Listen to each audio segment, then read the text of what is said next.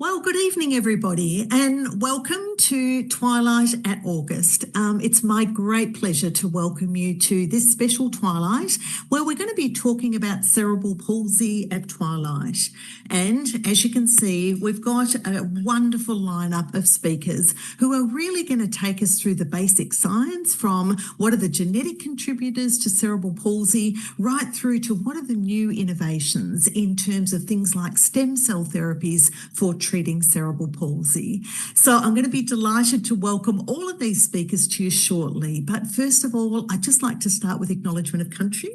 I'm currently in the UK, but I would like to acknowledge the Aboriginal and Torres Strait Islanders as the traditional custodians of the lands on which I usually live, work, and on which many of us are meeting today. I pay my respects to their elders, past and present, and I extend that welcome and respect to all First Nations people who may be joining us this evening. We've got members from all over the world. So good morning to those of you who are in the UK and in Europe. Good evening to all of those in Australia and the Asia Pacific. And I know for many of you in other parts of the world, you'll be watching this as a pre-record later today at a more civilised hour. But you are all welcome, and we thank very much the 1,500 of you who have registered to join us today, either online live or who'll be watching this when we send it out to you in the next 24 to 48 hours. I just wanted to give you a little bit of an update of where we're up to with the conference season coming towards the end of the year. As you know, Global Obstetric Update is our flagship conference, which we'll be holding at the end of November. We've completely sold out all of our in-person tickets, but you'd be so welcome to join us online. As you can see, we've got a host of national and international leaders addressing all of the core topics of pregnancy that many of you will want to know, find out on the weekend, and take back to the coalface on Monday. So we would love to see you at GoU online. But if in person is really your thing, we still do have a few tickets left for GrowU. So this is the Global Research Obstetric Update, but this is the clinically facing research, the research that people are doing today that will influence the care that we provide tomorrow and over the next 5 to 10 years. As you can see, our international faculty have agreed to fly in a couple of days early so they can give a research update, and this is to be pitched for clinicians and researchers. So come along, bring any of your mentees, whether you're a scientist, whether you're a clinician, whether in newborn obstetric or other medicine. We'd love to see you at GrowU. It's going to be the same style and fun at the Park Hyatt, and we'd love to see you. So if you're coming to GoU, join us for the week. If you're not able to join us for GoU, consider coming for the first few days and let everybody else cover clinic for a couple of days. All right.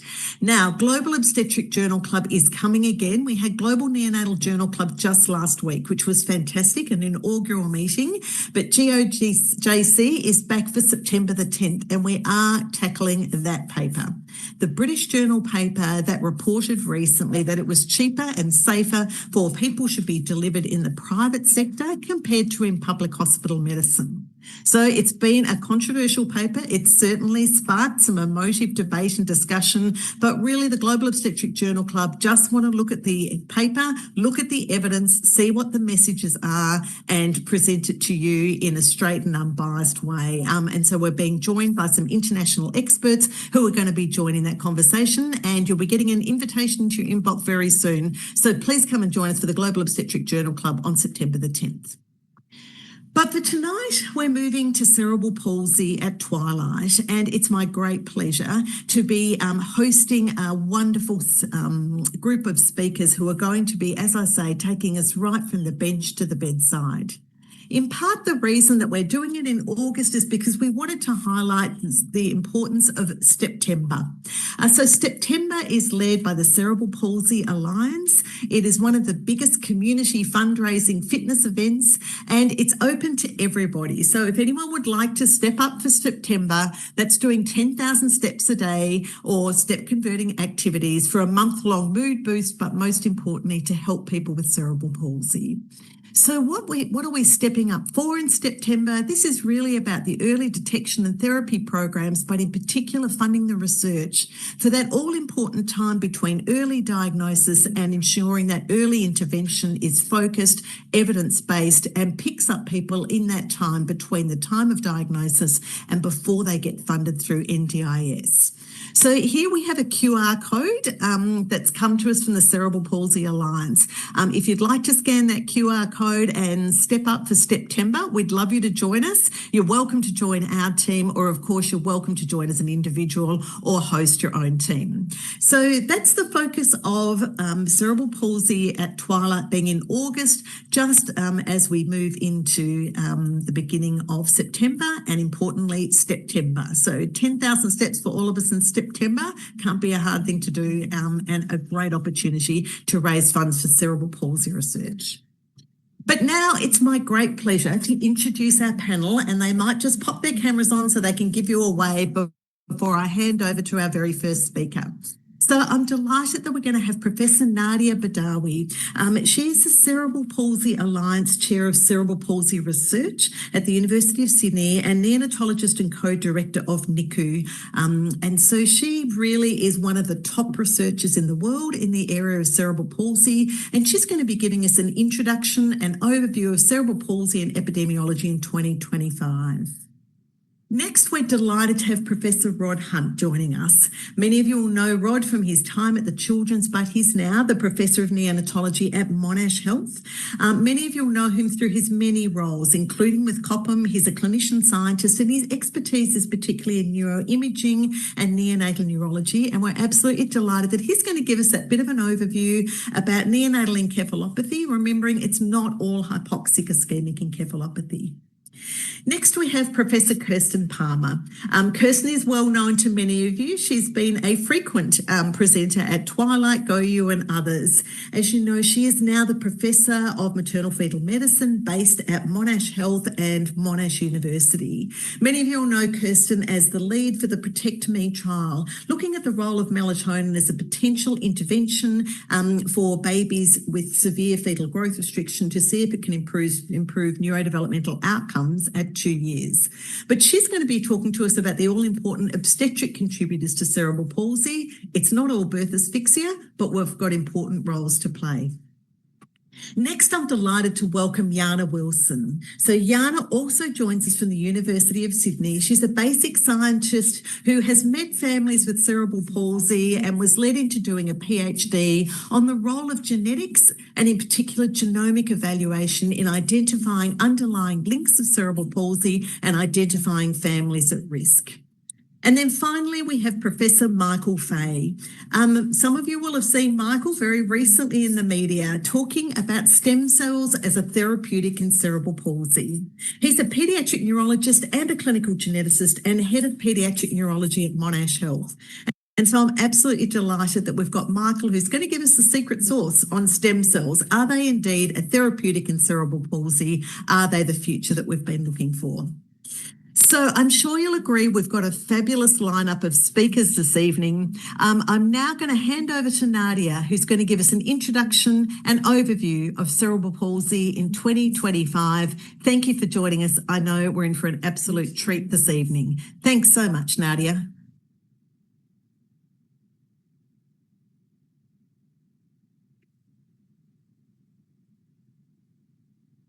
Thank you very much for that introduction, Sue. So cerebral palsy is a global issue, and most of the data that I'm going to be presenting today comes from Australia and other high-income countries.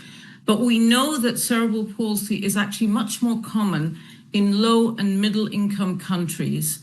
It's not only more common, it's also more severe. So I hope that by the end of tonight, we'll have convinced you all to start working with us and spark your interest in the prevention of cerebral palsy, its early detection, early intervention, and also advocacy for people who live with cerebral palsy and their families wherever they live. All right, I'm trying to get to the next slide. Yeah. So most of you know what cerebral palsy is. However, cerebral palsy is a group of permanent conditions and it affects motor function and posture. And it's due to a non-progressive injury to the developing brain. And it is the most common lifelong physical disability starting in childhood. And while we describe it as being not progressive, it actually changes as people age. It's a very complex condition. We all talk about the physical manifestations. However, some of the other co-occurring conditions can have a greater impact on people's quality of life. What are the examples? So epilepsy, chronic pain, which we're now realizing affects over 80% of people who live with cerebral palsy on a daily basis, vision impairment, hip dislocation, hearing, and intellectual disability. And increasingly, because of the increased spotlight on cerebral palsy worldwide, we're realizing that mental health issues are an incredibly important part of this condition. And I think all of this just emphasizes the need for comprehensive care and for comprehensive support. So I'm lucky enough to work part-time and half with the Cerebral Palsy Alliance and the other half in the NICU. And the Cerebral Palsy Alliance is the oldest organization in the world providing services for people who live with cerebral palsy and their families. But about 20 years ago, the organization decided to start a research institute. And I think what's incredible about our institute is that it is being based, its aims are based on the wishes and advice, not just of health professionals and scientists, but also people with lived experience. And in that way, my colleagues, Sarah McIntyre, Iona Novak, and Cusack were ahead of their time. And we have 5 pillars of research. Tonight, I'm going to talk about the causes and prevention of cerebral palsy, but the other pillars, treatment, cure, policy, led by other people in our team, like Kathy Morgan and Iona, Petra and Alistair around technology, Megan and Iona again around, and Madison around search for a cure. They're incredibly important, but tonight we're just don't have the time for that. Now, we couldn't do our work without the Australian Cerebral Palsy Register. It's actually my pride and joy. I always say if CP Alliance ever burns down, I'm running out with the register, because it is the tool that tells us what causes, how we can prevent cerebral palsy, and who is living with cerebral palsy.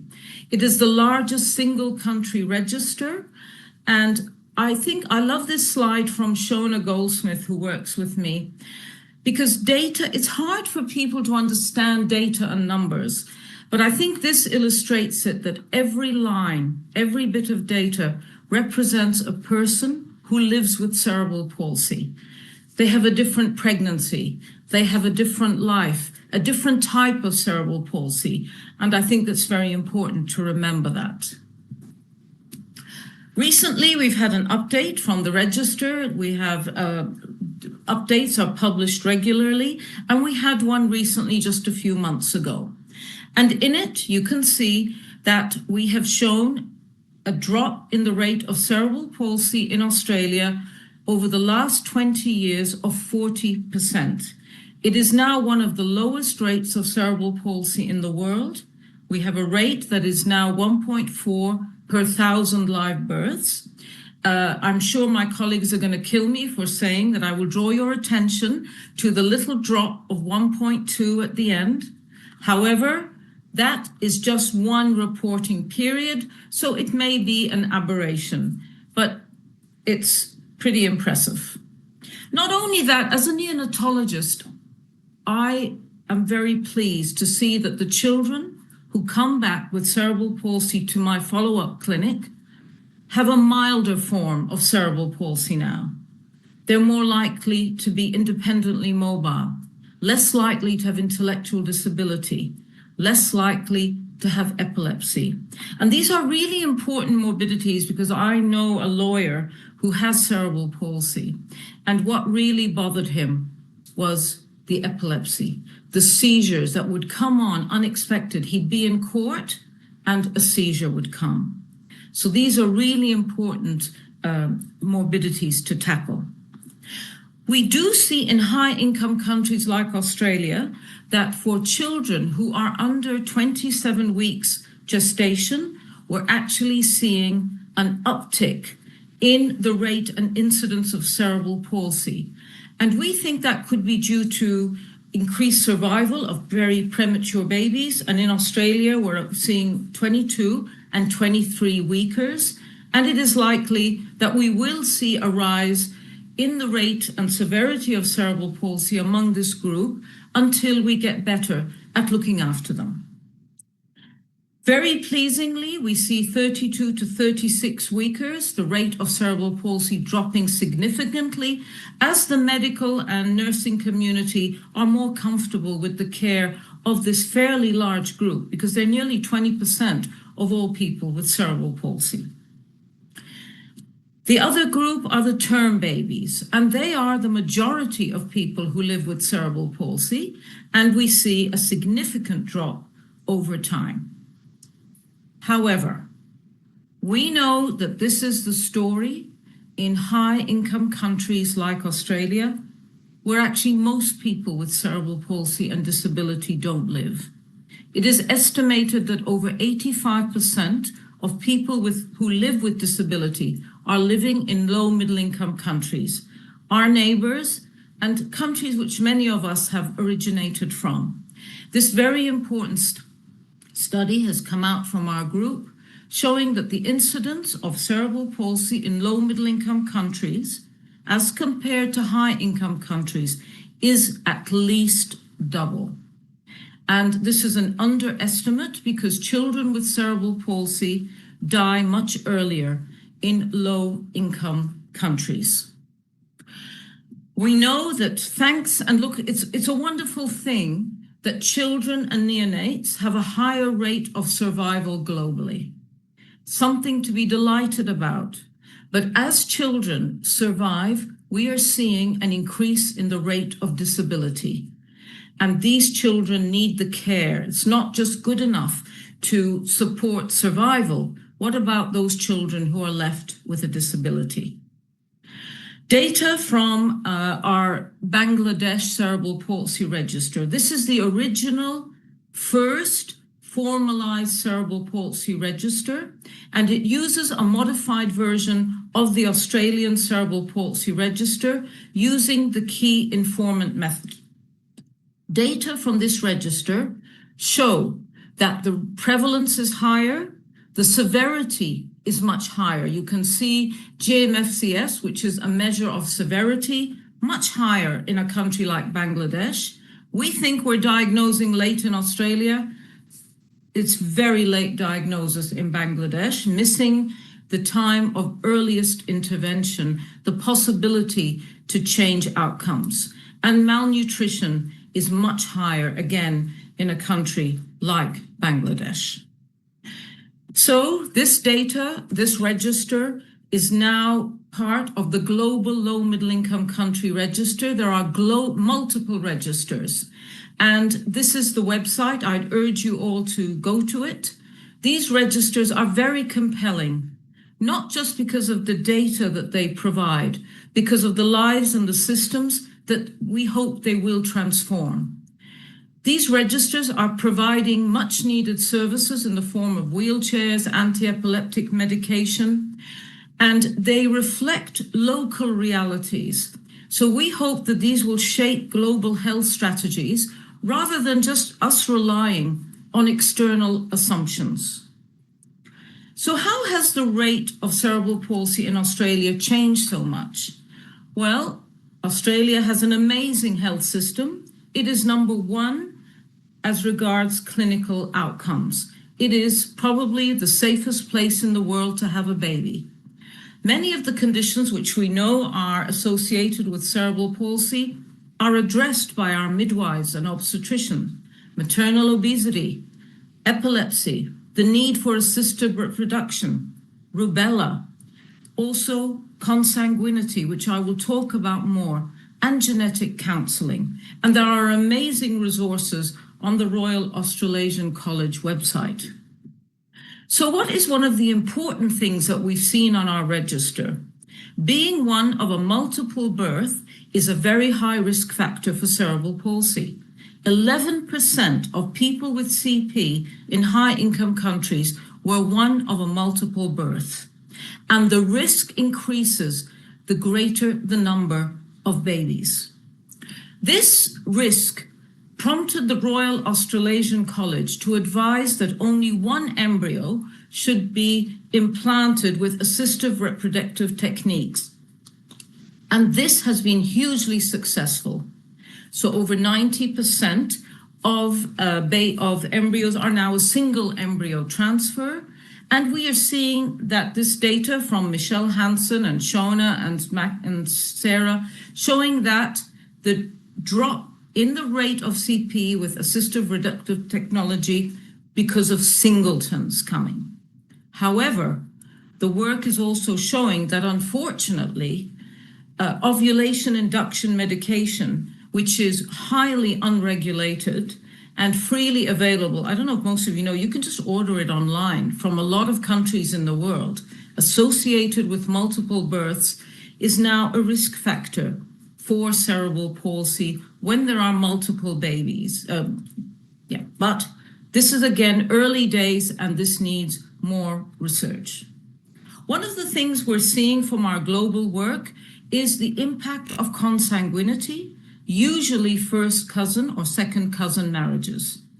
Now, this is data from our global work showing that nearly 40% of children with cerebral palsy were born to consanguineous marriages in Arab-speaking countries, and in Bangladesh, 16%. But this is something we are now seeing in high-income countries. So I don't know if you know, there was a report in the New York Times showing that current mobility in the world is at an unprecedented level.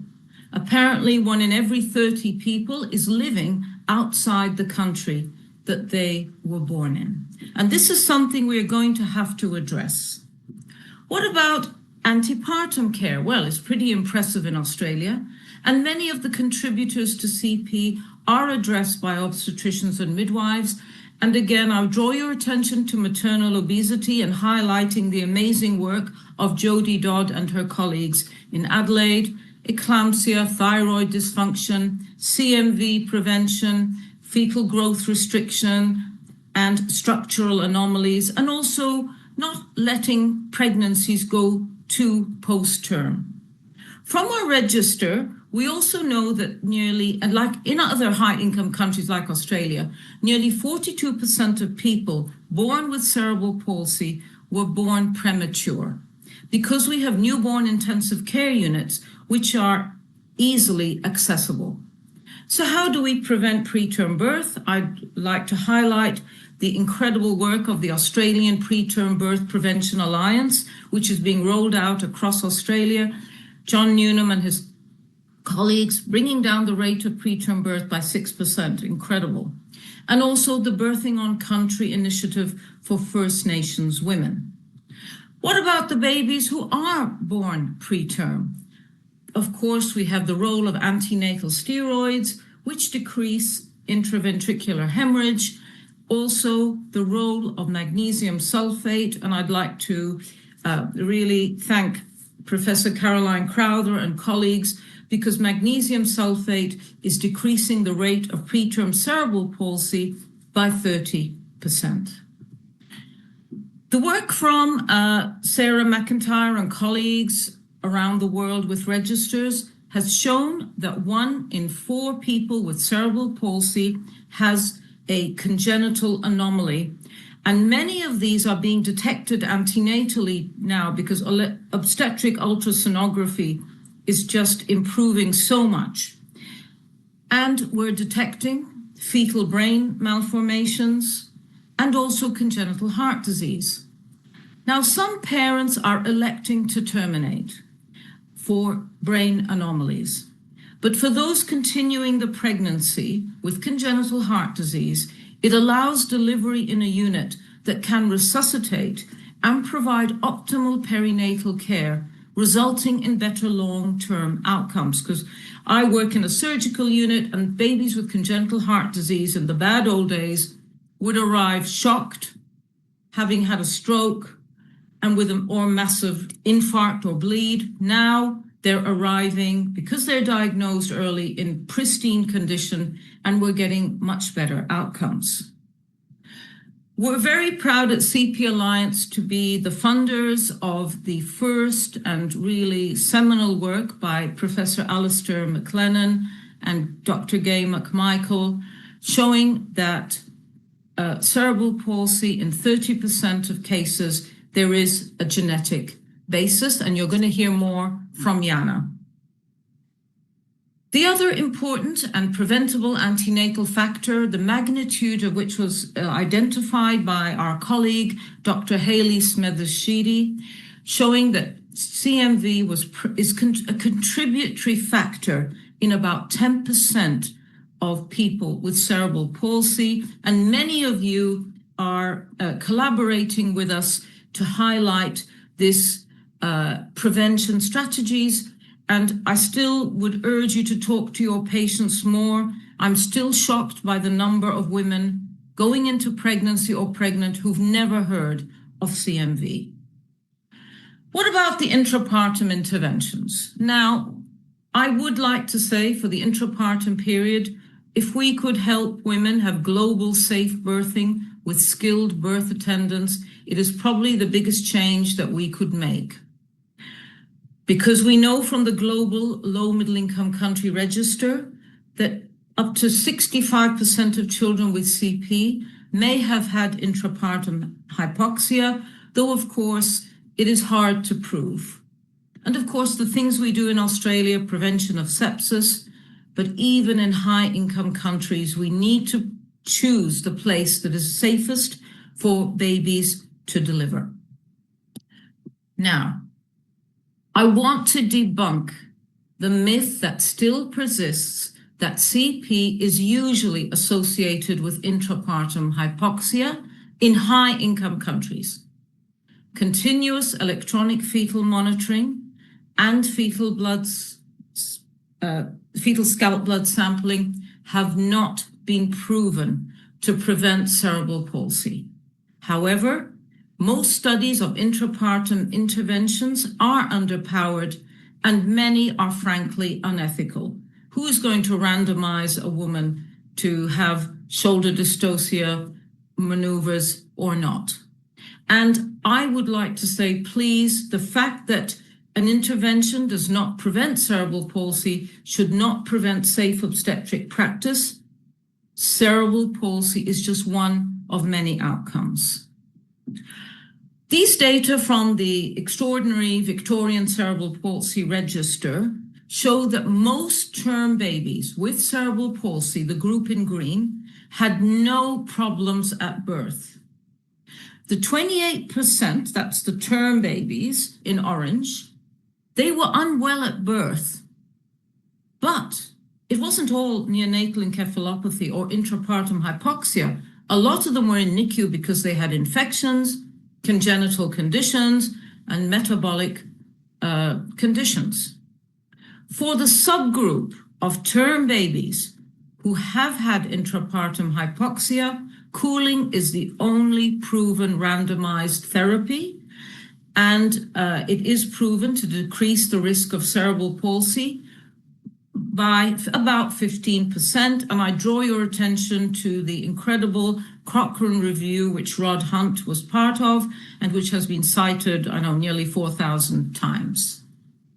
And to the credit of the newborn intensive care community, as soon as this came out, it was standard of practice in Australia. I've never seen us get to something so quickly. I'd also like to draw attention to the incredible work of the newborn intensive care units, resuscitation of newborns with the Helping Babies Breathe program globally, the work also of Graham Polglaze, who works with Michael Fay and Rod, and also the work in the newborn intensive care units. We now have much better outcomes. We have increased survival. We have decreased disability with harmonized and streamlined protocols. We have proper data sets where we all compare our outcomes. And we also manage infection, and it is a much more compassionate place to deliver care. This is most of the fabulous team I work with at the Institute. We are supported by a board, a research governed by people who live with cerebral palsy, who raise the funds for our work, and our CEO, Rob White. And I can't think of a more dedicated group of people. And I'd like to remind you of the people who live with cerebral palsy in 85% of the world. Thank you. Nadia, thank you. That was just a brilliant overview of the epidemiology, where are the wins and where are the opportunities to take us forward with cerebral palsy, not just in our community, but particularly in low and middle income countries. I'm conscious we're pushing a little bit against time, but there was just a question in the chat about the impact of prematurity with multiple births. Is most of the increased risk of cerebral palsy conferred by the increased risk of prematurity? The multiple birth, no, and actually Shona's here, but even term babies with cerebral palsy have a higher risk. Most term babies who are twins or multiples have a higher risk of cerebral palsy, but it is much higher, of course, once you're low birth weight or preterm. Just being a twin is a risk factor. And Nadia, is the registry able to delineate between those where there was shared placentation, that is monochorionic twins or triplets? Because I guess antenatally we worry about that group particularly. Yeah, I think in some cases, I'm not sure that we are always able to. Okay. But I'm sure my colleagues who are online will pop something in the chat. We'd love to. Gorgeous. Nadia, it was a brilliant presentation. Thank you so much for setting the stage for the speakers to come and for exciting us all, I think, about what is the future, both in terms of the reduction we're seeing in Australia from cerebral palsy, but what is the future opportunities to do even better. And with that, I might hand over to Rod Hunt, who is going to talk to us about neonatal encephalopathy and picking up on Nadia's point that it's not all HIE. Rod, thank you so much. Thank you very much, Sue, and thanks to you and the Twilight team for the invitation to come tonight to talk about neonatal encephalopathy with the qualifier that it's not all HIE. And I'm sure that for this audience, that must be stating the obvious. In 2025, I would hope that the statement that not all NE is HIE would be blindingly obvious, but it hasn't always been that way. So if it's not all HIE, what is neonatal encephalopathy? Well, neonatal encephalopathy is a disturbance of neurological function that is cerebral in its origin in a newborn baby who is born at or near term gestation. The American Academy of Pediatrics have defined it as a clinical syndrome of disturbed neurological function in the earliest days after birth in an infant born at or beyond 35 weeks, which is manifest by a subnormal level of consciousness or seizures, often accompanied by difficulty with initiating and maintaining respiration, and with depression of tone and reflexes.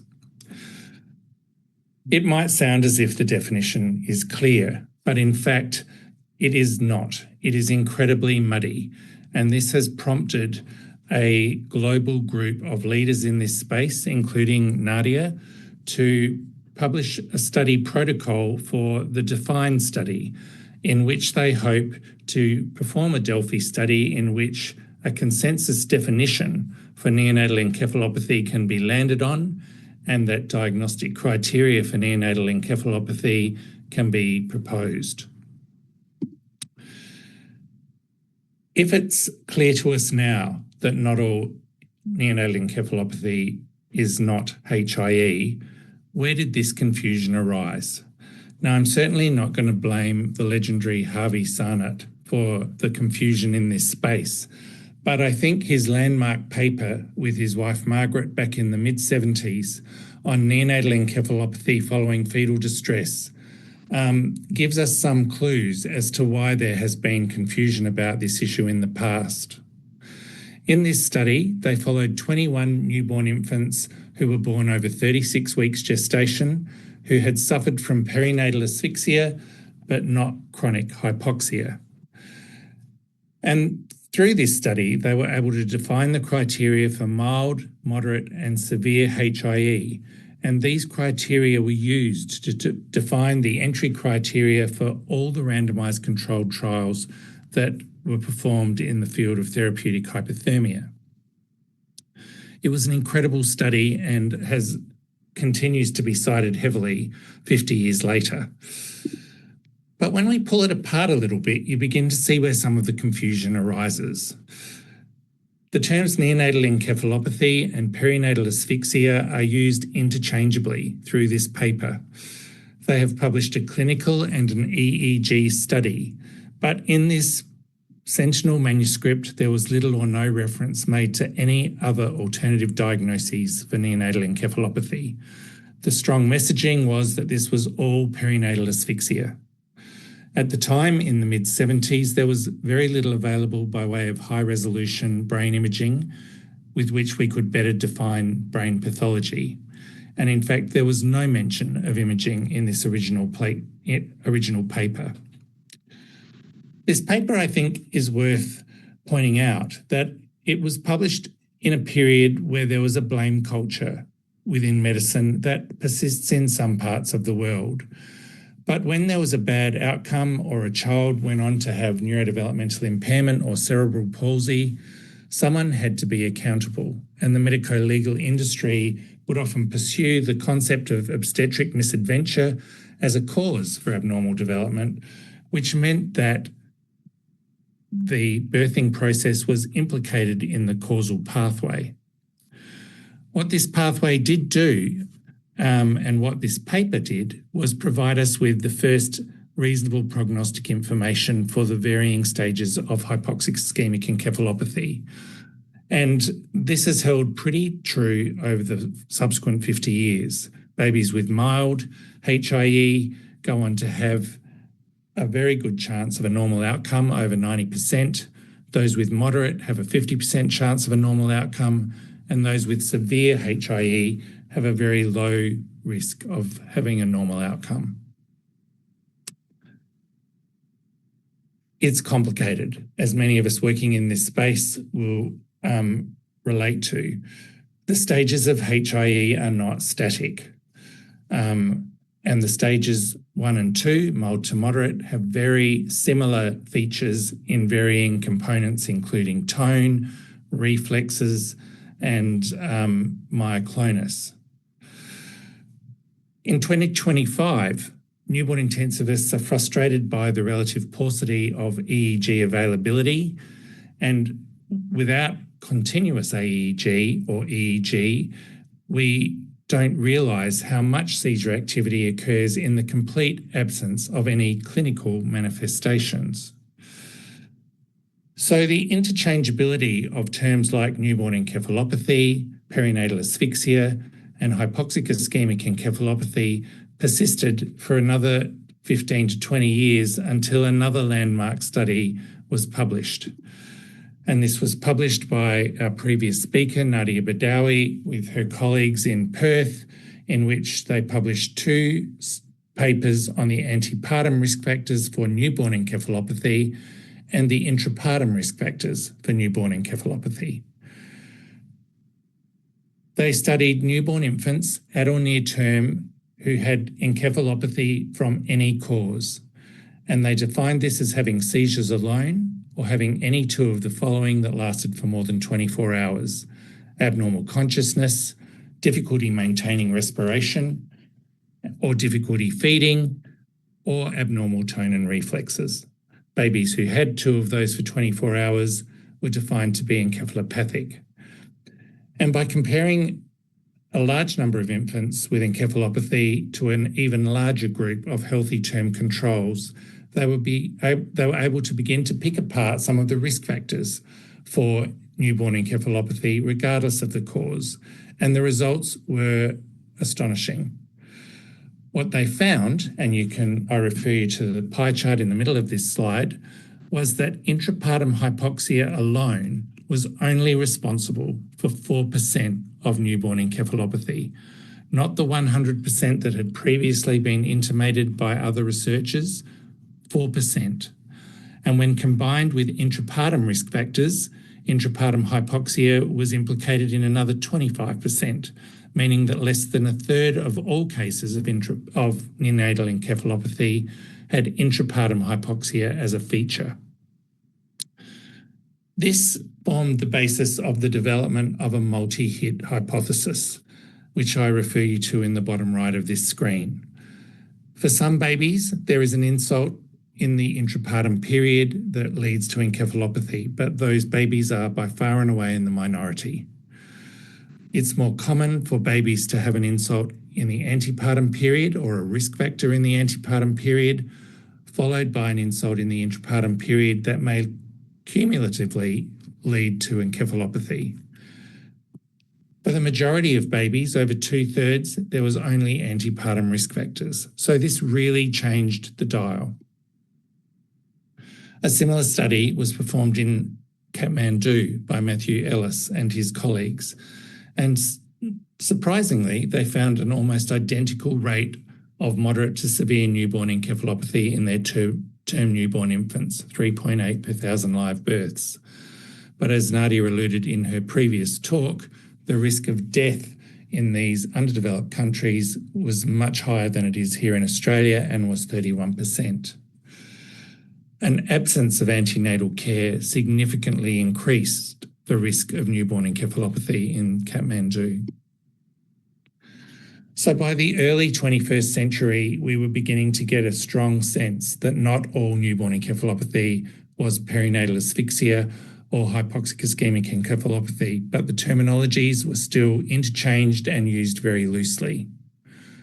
What followed over the next 10 to 15 years was improvements in brain imaging in the newborn period, so that we began to develop an understanding of patterns of injury and, in some cases, injury causation. The use of MRI in newborns exploded. There was also a very dramatic advance in genetic testing over the last 20 years, whereby in the early part of this century, we were fairly restricted to being able to measure a carrier type alone. Fluorescent in situ hybridization soon followed, microarrays, whole exome sequencing, and now in specific circumstances, we can actually study the entire genome. There was also increased interest in neuromonitoring in newborn intensive care units, with a very dramatic uptake of bedside amplitude integrated EEG. I want to spend a couple of minutes talking about the role of MRI in changing our understanding of perinatal asphyxia and neonatal encephalopathy. This is a study by Francis Cowan's group in the UK, published in 2008, in which they looked at a group of infants who all had a sentinel event in the intrapartum period, including uterine rupture or cord prolapse or a very definite insult, so that they were very sure that these babies had all had an intrapartum hit. And they looked at the MRIs of all of these babies and found that the pattern of injury was very consistent, in that the deep nuclear grey matter, or the basal ganglia, were affected in 3/4 of these babies.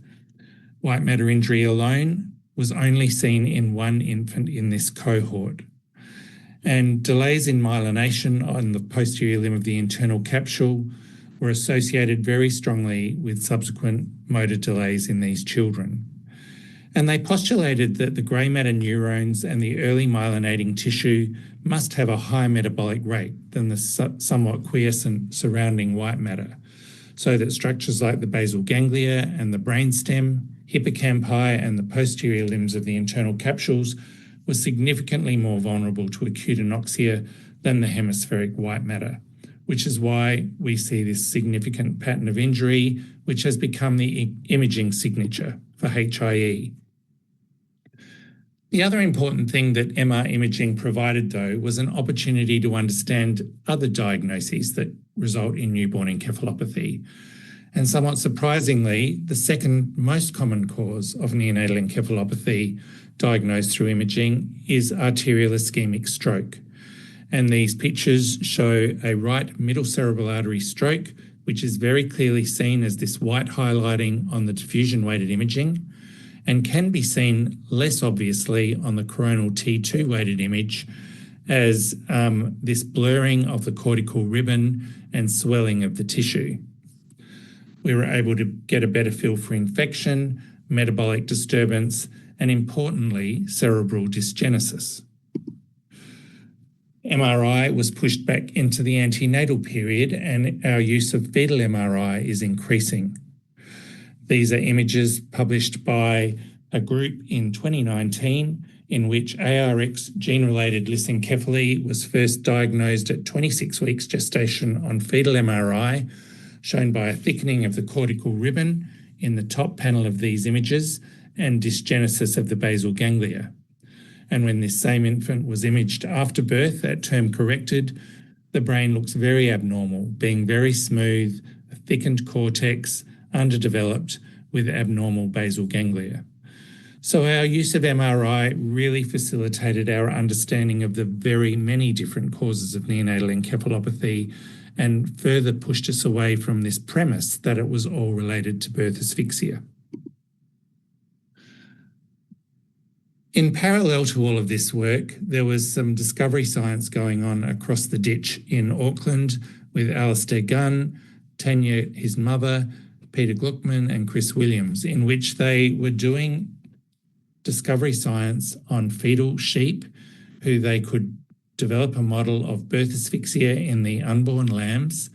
And they worked out that if you cooled these fetal infant lambs down by 3 or 4 degrees within hours of birth for 72 hours, you significantly protected the brain in a number of different regions and reduced the percentage of neuronal loss.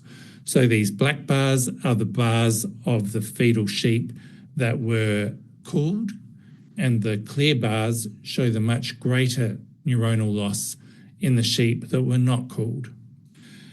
And studies like this, and there were a number of studies done by the Gunn group, prompted us to do a number of clinical studies.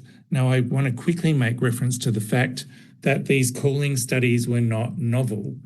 In the late 50s, a group in the UK had shown on the left that when babies are born asphyxiated, they automatically cool themselves down to the mid-30s. And then in an astonishing study that I have no idea how they got through ethics, they started to place babies who were born with a presumptive diagnosis of asphyxia into baths of ice-cold water and demonstrated that those babies had improved survival if they were cooled very significantly and transfused. What followed was a number of randomised controlled trials in which cooling was tested against a placebo or the current treatment at the time, which was to leave babies normothermic.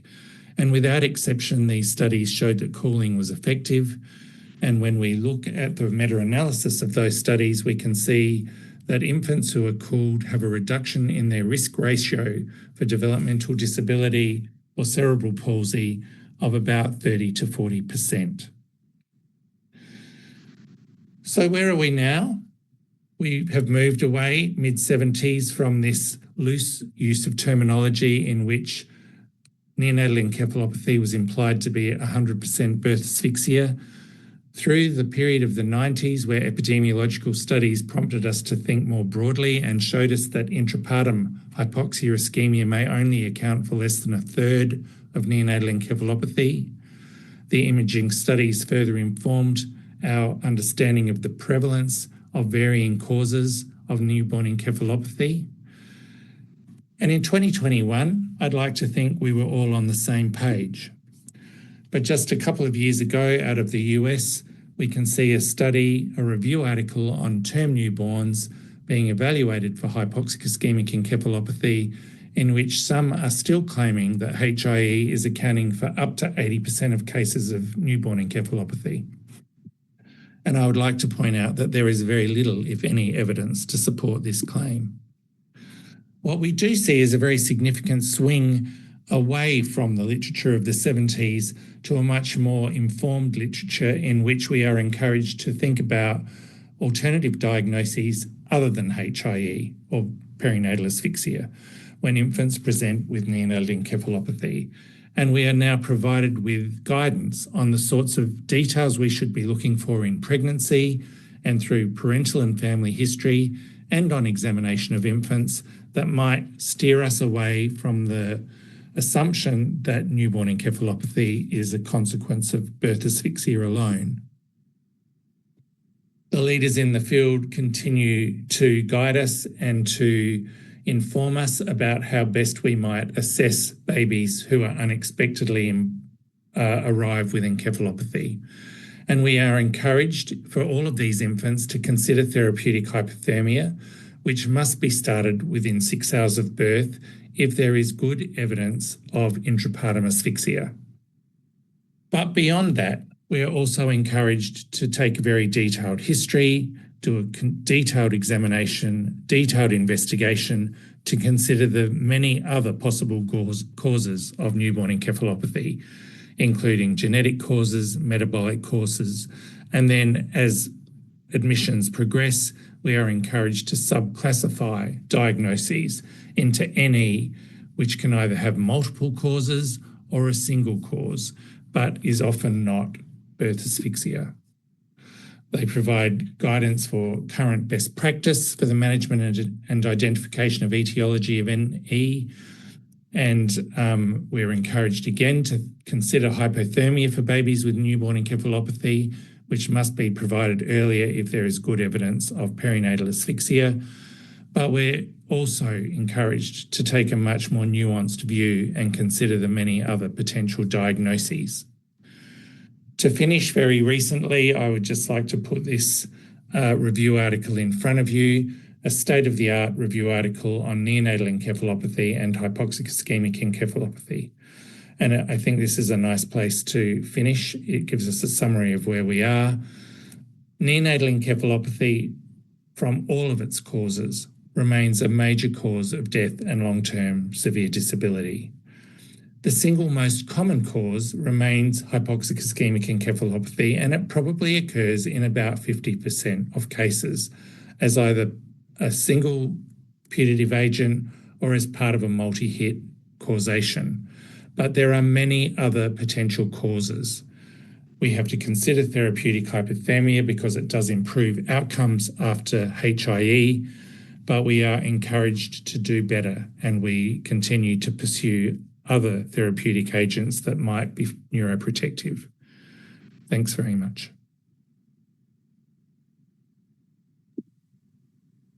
Rod, thank you. That was just a brilliant talk, really walking us through the evolution of perinatal asphyxia being the cause of all newborn encephalopathy to where we are now, understanding the complex nature of it and the many contributors. And I really love the point that you brought out that in some respects it was an etiology of its time, when people were focused on a blame culture and wanting to have a single sentinel event identified as the cause, and how thankful we are that we've moved past that.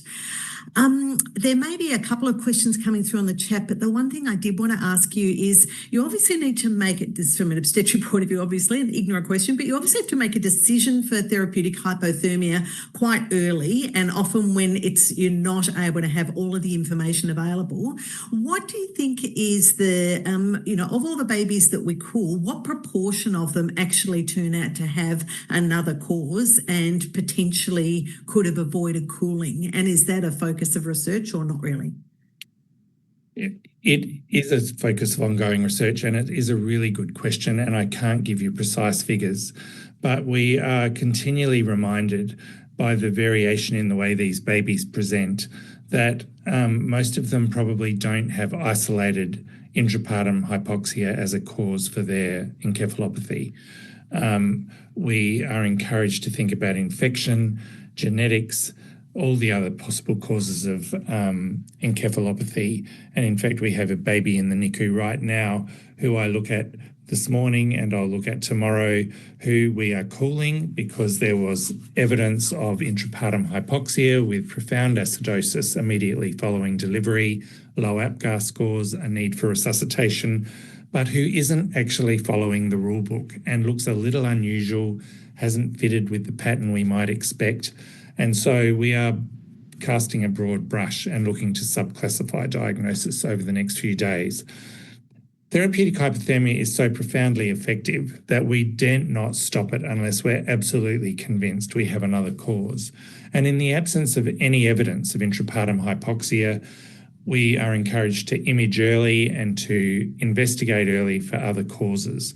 So at least now it's on the radar, but isolated intrapartum hypoxia, not that common. Yeah, great. And obviously in Australia, we've got the tyranny of distance. Are there cooling deserts around Australia where just the time for transfer and so forth mean that there are some pockets of the community who will realistically never be able to get it in time? Or can you sort of start in situ and then move? Yeah, that's a really good question. We're very fortunate in this country in that we have exceptional neonatal retrieval services. And the advice I would provide is that if babies are born remotely or regionally and there is a suspicion of hypoxic ischemic encephalopathy because babies aren't doing what we anticipate they should, then if we don't call immediately, we should at least not heat. So switch the overhead heater off because overheating these babies is detrimental. Cooling services would encourage passive cooling, just letting the babies find their own set point. And that data from the 50s that I flicked past too quickly shows that babies will find a temperature 2 to 3 degrees lower if left to their own devices. But babies can be actively cooled just with sports hot cold packs that you dig out of the freezer, wrapped in a cotton sheet and placed around the baby. They can be passively cooled without any fancy equipment, and that can be initiated within hours of birth prior to arrival in the tertiary NICU so that by the time they arrive, they can go on to the more sophisticated cooling devices and be monitored more closely. Great. Rod, thank you again. That was just a beautiful presentation. I absolutely loved it. I noticed there are a couple of questions in the chat about some of the antenatal risk factors, things like SSRI use, gestational diabetes and so forth, and I'm a bit curious about those as well. But perhaps what we'll do is pass on to our next speaker, who is Kirstein Palmer, and she is going to address the obstetric contributors to cerebral palsy, and she may indeed pick up some of those questions in her presentation. So Kirstein, I'm going to hand over to you, and with my very great thanks. Thank you so much, Sue, and thank you to you and the Mercy Perinatal team for inviting me to be part of this evening's Twilight. I will hopefully touch on some of these things, and apologies because certainly I think there is a little bit of an overlap with some of the information that you've heard, but hopefully some good points in there. Certainly, Nadia's already beautifully highlighted for us the birth prevalence rates of cerebral palsy here in Australia and what an incredible outcome overall we enjoy in this country with our quite low rates of cerebral palsy compared to many of our neighbours around the world.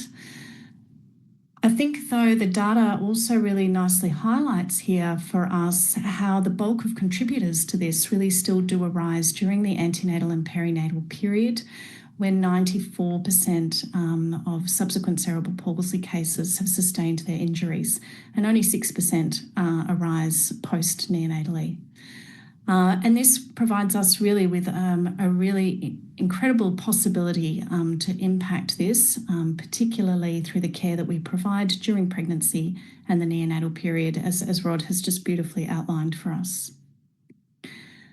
I think as the obstetrician on this panel, when we think about cerebral palsy, many of us might think about some of those most stressful experiences that we might come across when we're working in a birth suite. And they're really those events that underpin perinatal asphyxia and contribute to neonatal encephalopathy. They're the clearly hypoxic acidotic CTG traces, the cord prolapses, the acute placental abruptions or cord events, or the entrapped heads with vaginal breech births. And as Rod has highlighted, the main approach really following these experiences is with our neonatal colleagues and the exceptional care that they provide to help to minimise the impact of this acute asphyxial injury. But also, as has been outlined, these experiences actually solely contribute to a minority of subsequent cerebral palsy cases. And I think this is important for us to remember, with an estimated 98% having other contributing factors. Now, a lot of that has been beautifully highlighted already this evening by Nadia, but I've just tried to coalesce that into a single slide for us all to recognise that this is really existing on a continuum. And we've got a number of different factors that are all contributing and interrelating in this complex dynamic that underpins the subsequent development of cerebral palsy. And so prior to pregnancy, we know that young mums, first-time mums that are coming from disadvantaged backgrounds, who they themselves have pre-existing intellectual disabilities or medical disorders such as epilepsy or drug use with smoking, have a higher chance of having a child impacted by cerebral palsy.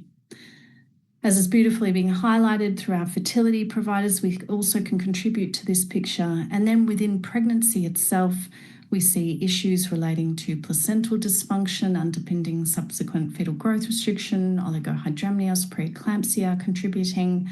We see congenital infections, congenital malformations, but also other maternal conditions such as hypertension, diabetes, and then obstetric complications like premature pre-labour rupture of membranes, the ultimate development of chorioamnionitis potentially with that, and preterm births contributing to further challenges in that intrapartum period. But also there are ongoing challenges that can occur, as Rod's gone through, in the neonatal period, with contributions from severe hypoglycemia, jaundice, and then intracranial specific events such as periventricular leukomalacia and intracranial hemorrhage that all come together to increase that chance for a child. However, amongst these, there are major contributors, and all of these other factors really play a role in increasing the vulnerability for cerebral palsy. And with these factors, we see prematurity, hypoxic ischemic brain injury, and stroke as those major causes. So indeed, age matters, and Nadia has gone through this beautifully, and we can see that really for those babies that are born and extremely premature, they do have an absolute risk of around about 8.5% compared to only 0.1% at term. But just due to the sheer number differences, with many more babies born at term compared to extremely preterm, overall of those living with cerebral palsy, 60% of them were born at or near term. And so I wanted to just highlight this kind of complex interplay and evolution and how that can go with an example through a potential case where we have a first-time mum who does come from a challenged background and very disadvantaged in terms of socioeconomic status. During her pregnancy, she's identified as having a marginal cord insertion. She goes on to develop early onset fetal growth restriction and preeclampsia.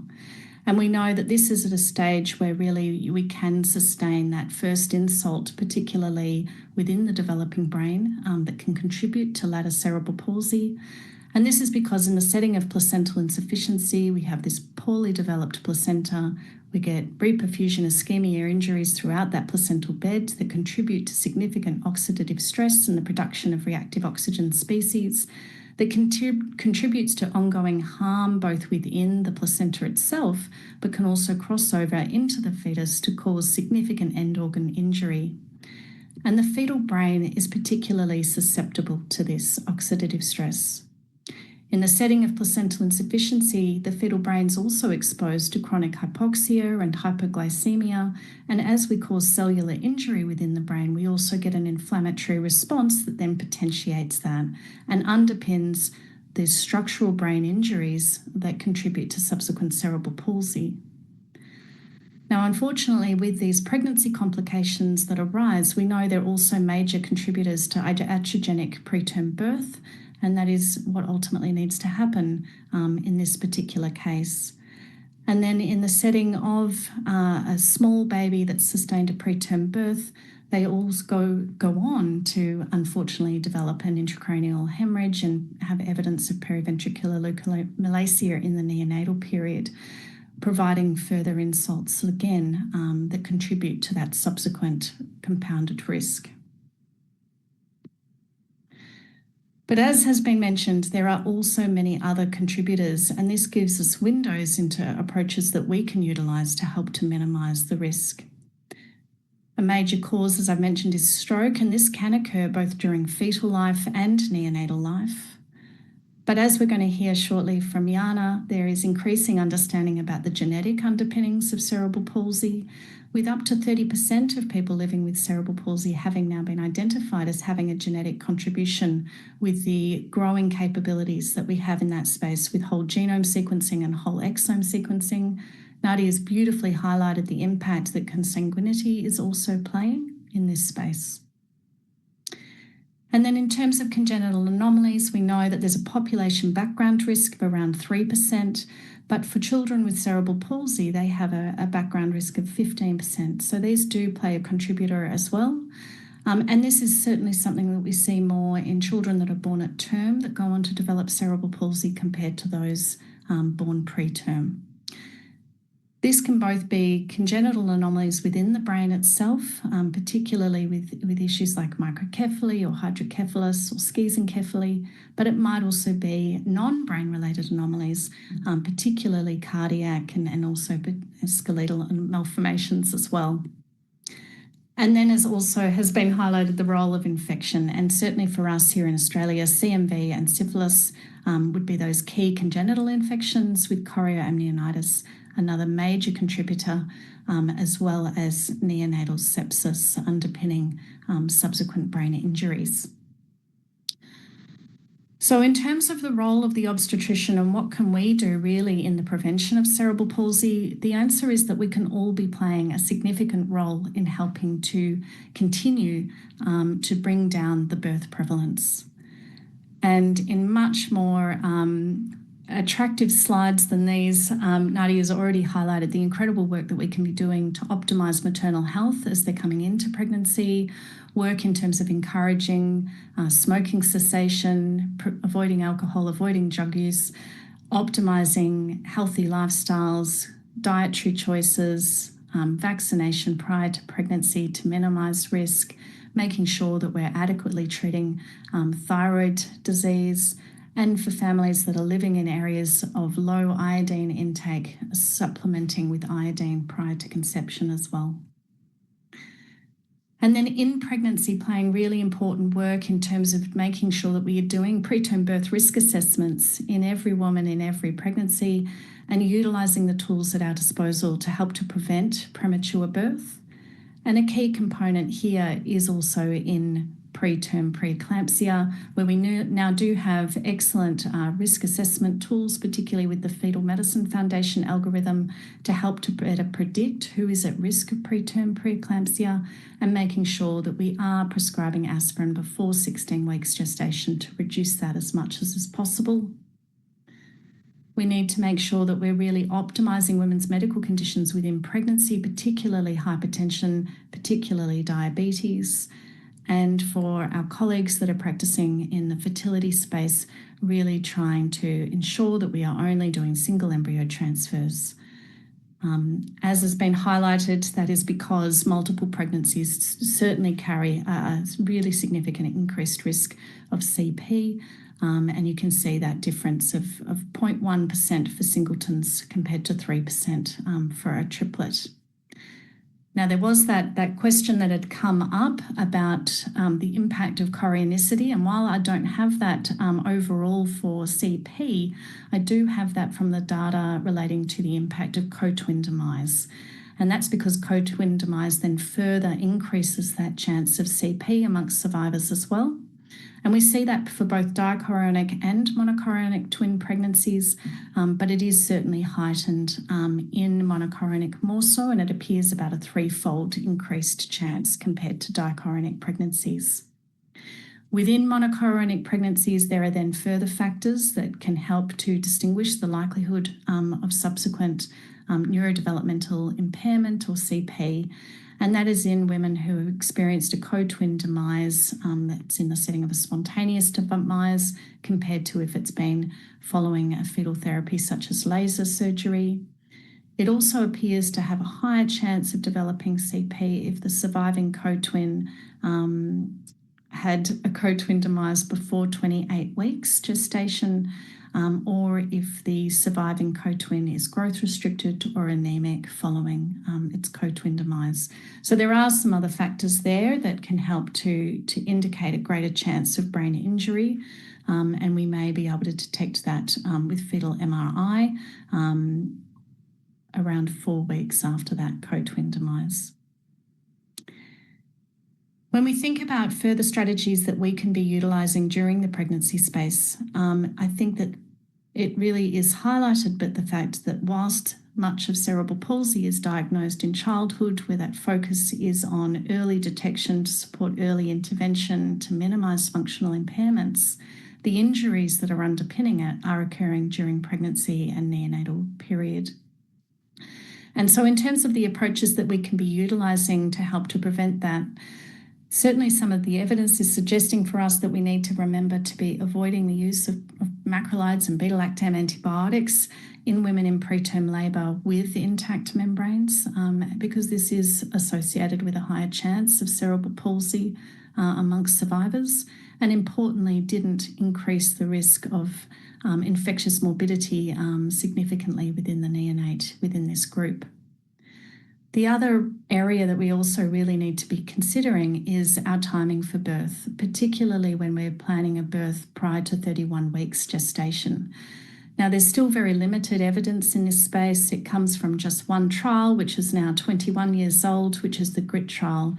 But what they were able to show is that just a 4-day prolongation was certainly associated with a significant reduction in the rate of cerebral palsy compared to those that were immediately delivered. Albeit though that this did come at a cost of a slightly increased risk of stillbirth amongst those where we deferred delivery. Now, whilst it didn't focus on cerebral palsy, I think the data from the Truffle trial also speaks to this, where we did see improved neurodevelopmental outcomes amongst those where birth was able to be delayed even by just a number of days, but once again an increased risk of perinatal death. And so some ongoing research is really needed in this space to understand how can we get the wins through deferring birth, but doing that safely without compromising that risk of stillbirth. As has been highlighted, magnesium sulfate as well for those babies being born prematurely is incredibly important, with a 30% reduction in cerebral palsy. Though the ideal timing for use with this remains uncertain. Many of us in Australia are using this for babies born 30 weeks or more, with the recent Magenta trial showing no clear benefit between 30 to 34 weeks. But I think we need to recognise, looking at the forest plot, that the trials that had been included did often go up to 31 or 32 or 33 weeks. So whether there is still questions in that window, I think remains to be answered. There's a lot of discussion around doses that should be used, the duration with which we should be using it between commencement and birth. And I think really the jury is still out in terms of evidence to guide us in this space. It doesn't look like there's any significant difference with the different loading doses that have been utilised to date. Certainly the higher loading doses have been associated with increased risks of maternal morbidity and side effects, but also increased risks with the neonate as well. So I think that in general, the recommendation is that we should be sticking with the 4-gram loading dose. But then the duration from when we're starting our ongoing infusion after that initial loading dose, between that and birth, that still remains unknown. Now, what is helpful is trying to also understand how do these effective therapies work, and how can this help to guide us then as we move towards the future in terms of other potential approaches. And whilst we still don't completely understand how magnesium sulfate has an impact, one approach is thought to be through the benefit that it has in minimizing cellular death from excitotoxicity. And when we look at these pathways, we can see that melatonin also may provide benefit through both its antioxidant and anti-inflammatory pathways, but also creatine may provide benefit against the impacts of birth asphyxia on cellular energy depletion. And so just as I'm coming towards the end, just a couple of little plugs for what is looking promising, hopefully into the future. And so this is melatonin. This is all data out of sheep studies led by Susie Miller and her team in the Ritchie Centre, which has shown that the use of melatonin really provided benefit throughout our white matter tracts, particularly in improving myelination and reducing neuronal cellular injury, and then more recently also in hippocampal neurodevelopment as well. And so, as Sue mentioned, I've been undertaking the Protect Me trial. We finished recruitment for this trial earlier this year, looking at pregnancies complicated by early onset FGR. And we look forward to hopefully in 2027, when we've finished our 2-year follow-up on all our participants, being able to show whether this treatment truly can improve neurodevelopmental outcomes for those impacted by placental insufficiency. And then another product that we are hoping to be commencing phase 2 clinical trials on very shortly is creatine. Creatine really works as a battery for our cells. In this way, it actually can help to restore and ensure ongoing ATP production, even in the absence of oxygen. And this is where it provides a lot of hope for protecting the fetus from harm in the setting of birth asphyxia. So there are some promising treatments hopefully on their way in the future. And I think it's really important to know that we've got a number of strategies already that we can be doing to help to minimise the impact of cerebral palsy, to optimise the birth of healthy babies at term, but also through helping to minimise harm and injury to those where we must deliver them preterm, so that ultimately we are having thriving children moving forward in life. Thank you all so much for your time. Kirsten, thank you. That was just a beautiful overview of what all of us can be doing in the pregnancy and the intrapartum and the postpartum space, and I guess also the preconception opportunities for us to try and improve health outcomes.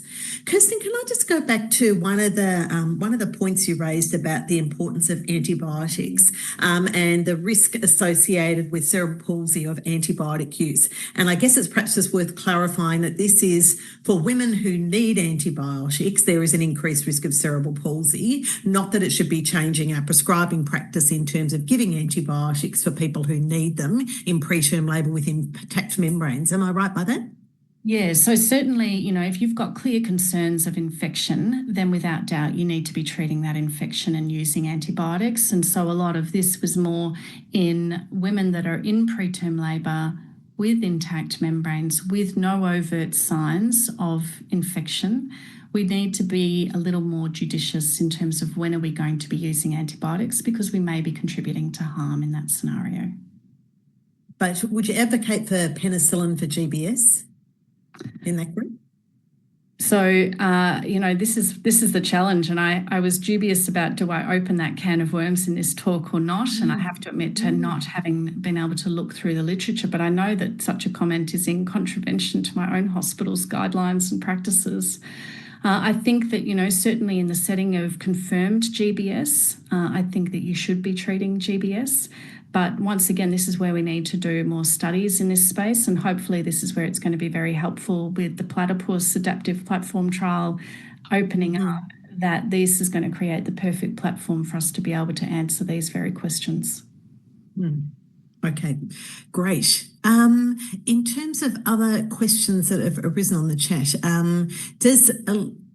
it's been asked, does elective or semi-elective caesarean delivery at term prevent neonatal encephalopathy. Actually, I'm sorry, Kirsten, that might have been one for Rod.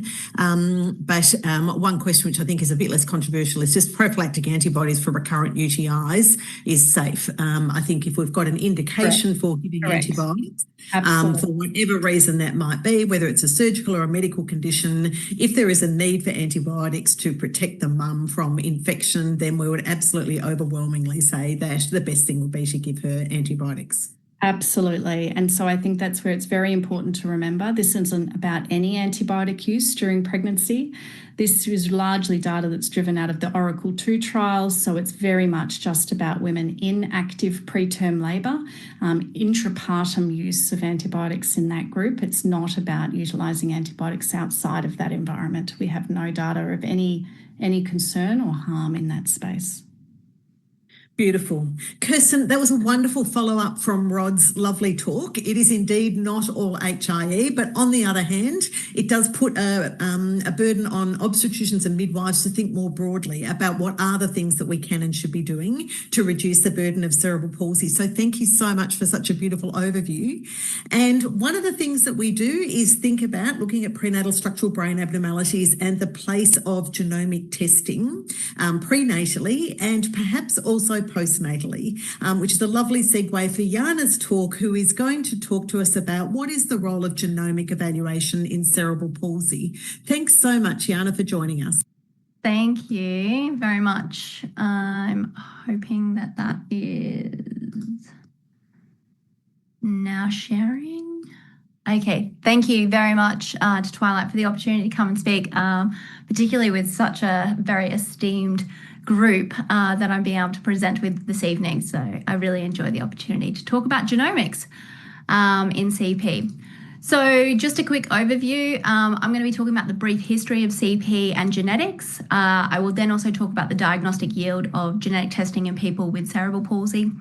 And then I will touch on some of the different types of genetic variants that we have been identifying. Obviously, in a limit of time, I won't be able to cover everything. And then I will finish off just discussing some of the clinical red flags for those that might be interested in that. Okay, so historically, as we all know, CP was not considered to be a genetic condition.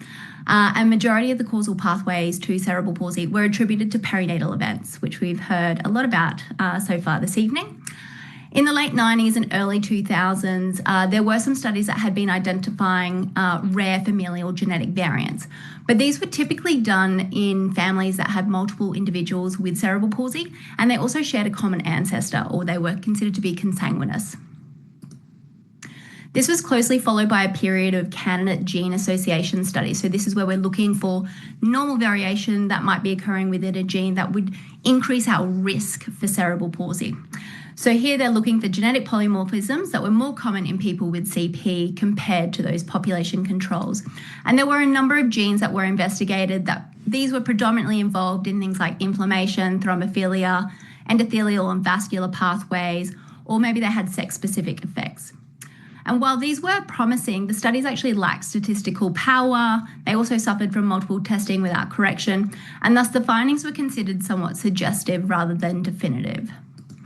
But then we moved into 2014, and the first study looking for copy number variants was published by Gay McMichael and the Adelaide CP Genomics Group.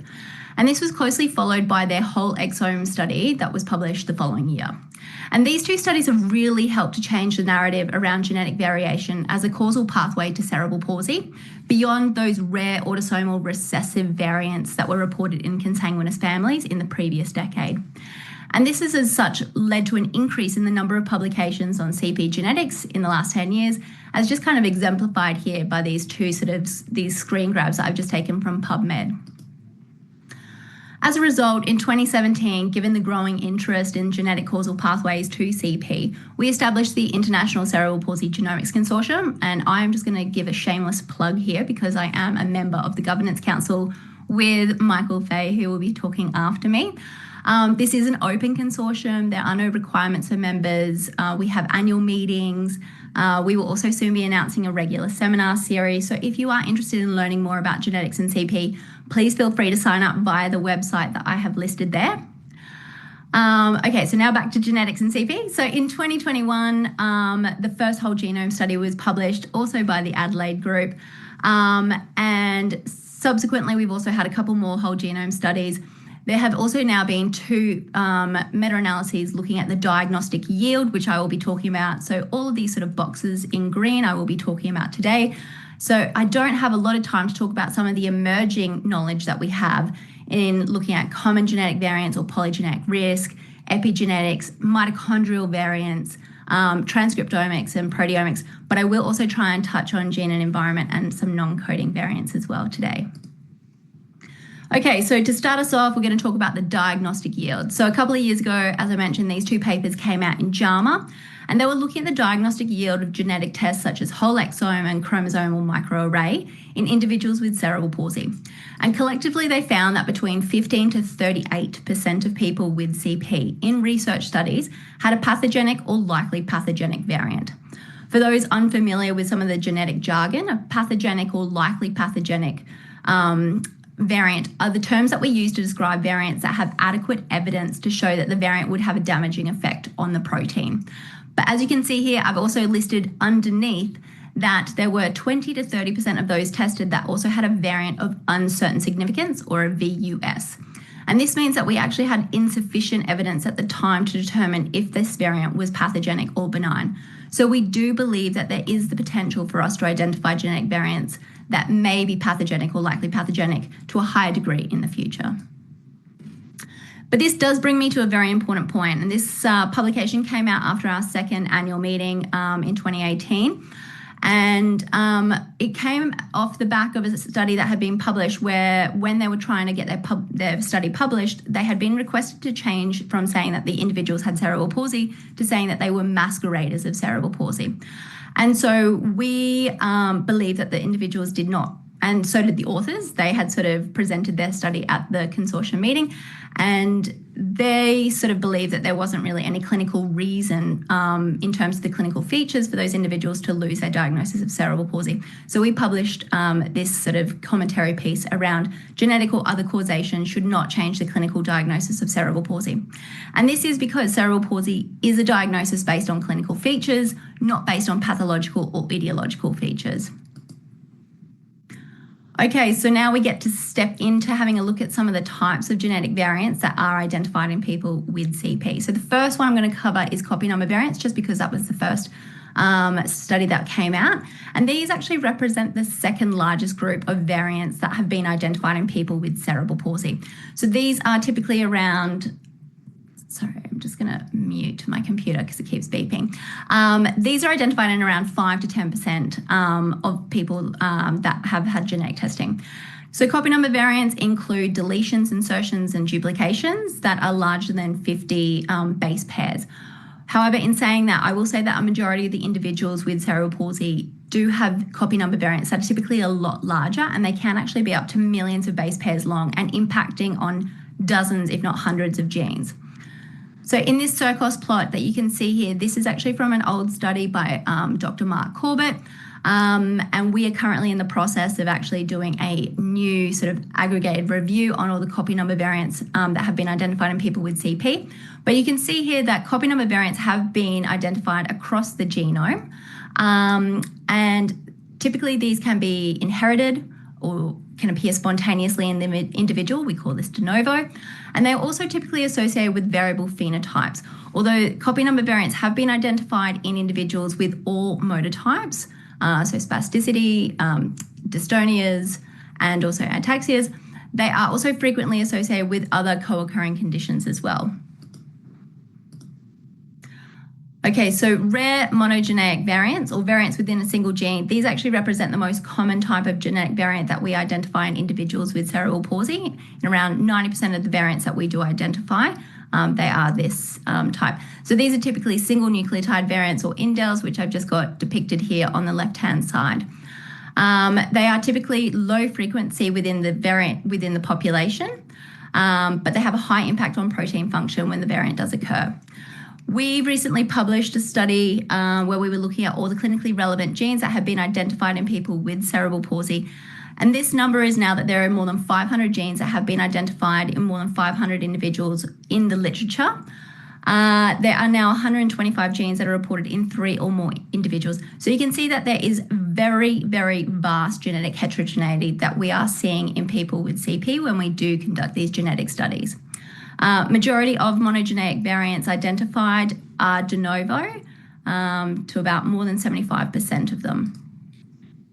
On the left here, I have got just a couple of bubble plots to sort of show you some of the things that we looked at. This is just in the top 20 recurrent genes that have been identified with variants in people with CP. The pink plots show the motor phenotypes reported in individuals, and then the blue plots show the frequency of one or more comorbidities. As you can see here, variants are identified in individuals across all different motor phenotypes, and many of the individuals did also have one or more co-occurring conditions. However, unfortunately, despite extracting both the clinical and genetic data for all these individuals, the clinical data was actually absent for majority of the individuals in these studies. And that's more so that it might be reported at a summary level, but not reported at the individual level. So majority of the genes that have been identified in individuals with CP, though, they aren't unique to CP, and they are also associated with other neurodevelopmental disorders, as we can see here in this Venn diagram, other epilepsies, and also other movement disorders, including hereditary spastic paraplegias.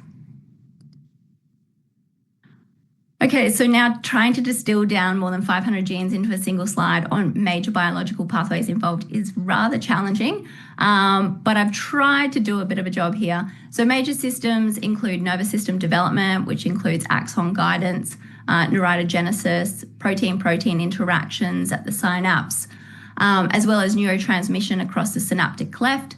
Also vesicle-mediated transport, in particular membrane trafficking within the Golgi apparatus, the ER or the endoplasmic reticulum, as well as translocation of GLUT4 to the plasma membrane. Other genomic studies of CP have also implicated other pathways such as lysosome biogenesis, gap junctions, chromatin organization, autophagy, dopaminergic synapses, focal adhesions, cellular senescence, and estrogen signaling. So as you can see, it is really quite complex, but given that there are more than 500 genes, that's probably not too surprising. Okay, so historically, many of the genetic studies that have been conducted in individuals with CP had quite restrictive inclusion-exclusion criteria that were based on the likelihood of yielding a positive result. So we can think of this as the low-hanging fruit. And these were typically individuals that were born at term, had a normal brain MRI, and no known risk factors. However, in the last couple of years, a number of inclusion and exclusion criteria have broadened, and genetic variants are being identified in people with known risk factors. So these two studies that I've highlighted here were just published in the last year. They had really large cohorts. The one on the left used whole genome, the one on the right used whole exome. In Darcy's paper, which is a Canadian cohort on the left, Darcy Failings, she showed that genetic variants were more common in individuals with a recognised prenatal, perinatal, or neonatal risk factor. Specifically, 86.5% of those who had a pathogenic or likely pathogenic variant had one or more known risk factors. And that number was still really high when you looked at 2 or more known risk factors. In the Chinese paper by Wang and colleagues, they found that children with perinatal asphyxia had a genetic diagnostic yield of around 30%, which was actually significantly higher than the children without perinatal asphyxia. Furthermore, some of the genes that they had identified in these children had also previously been associated with neonatal encephalopathy, as well as genes involved in nervous system development. In the interest of time, I can't go into too much detail about other studies that have also looked at neonatal encephalopathy, but I thought this might be a really nice segue into this study. I am sure, though, that Rob would have loved to have heard about some of the genetic variants that have been identified in individuals with NE with no known cause, which I can say is around 30%. But I really want to highlight this study, which came out recently this year. It's from a South African group, Foden and colleagues, and they investigated neonatal encephalopathy with suspected HIE. So they've called it NESHI, which I can understand, it's a bit of a mouthful. And they used whole genome sequencing to look at the entire genome to find variants that were associated with Nesci. And so what they've done here is rather than look for rare genetic variants of low frequency with high impact, they've looked for that kind of high frequency. So they're more common variants, but they wanted to see if there was a difference in those genes those variants being identified in people that had Nesci compared to controls. So similar to some of those earlier studies that we found. And what they actually found was 71 variants that had been significantly linked to Nesci, and they were all within the non-coding part of the genome. So I haven't spoken about the non-coding part of the genome really today. And for those unfamiliar, it represents about 98% of our entire genome. It contains a lot of regulatory elements. So disease-associated variants within the non-coding part of the genome are considered to affect regulatory function, possibly by modifying gene expression, our promoters or enhancers or DNA structure. So within these 71 variants that they identified, they also identified 10 of those variants that were associated with a higher severity or lack of improvement when given intervention, including a variant within the intron of ADAMTS3, which is the first one I've listed there on that significant variant. And this actually encodes a procollagen aminoprotease that has been shown in a mouse model to play a role in angiogenesis and lymphangiogenesis. And transcription of ADAMTS3 is upregulated under hypoxic conditions in vitro studies.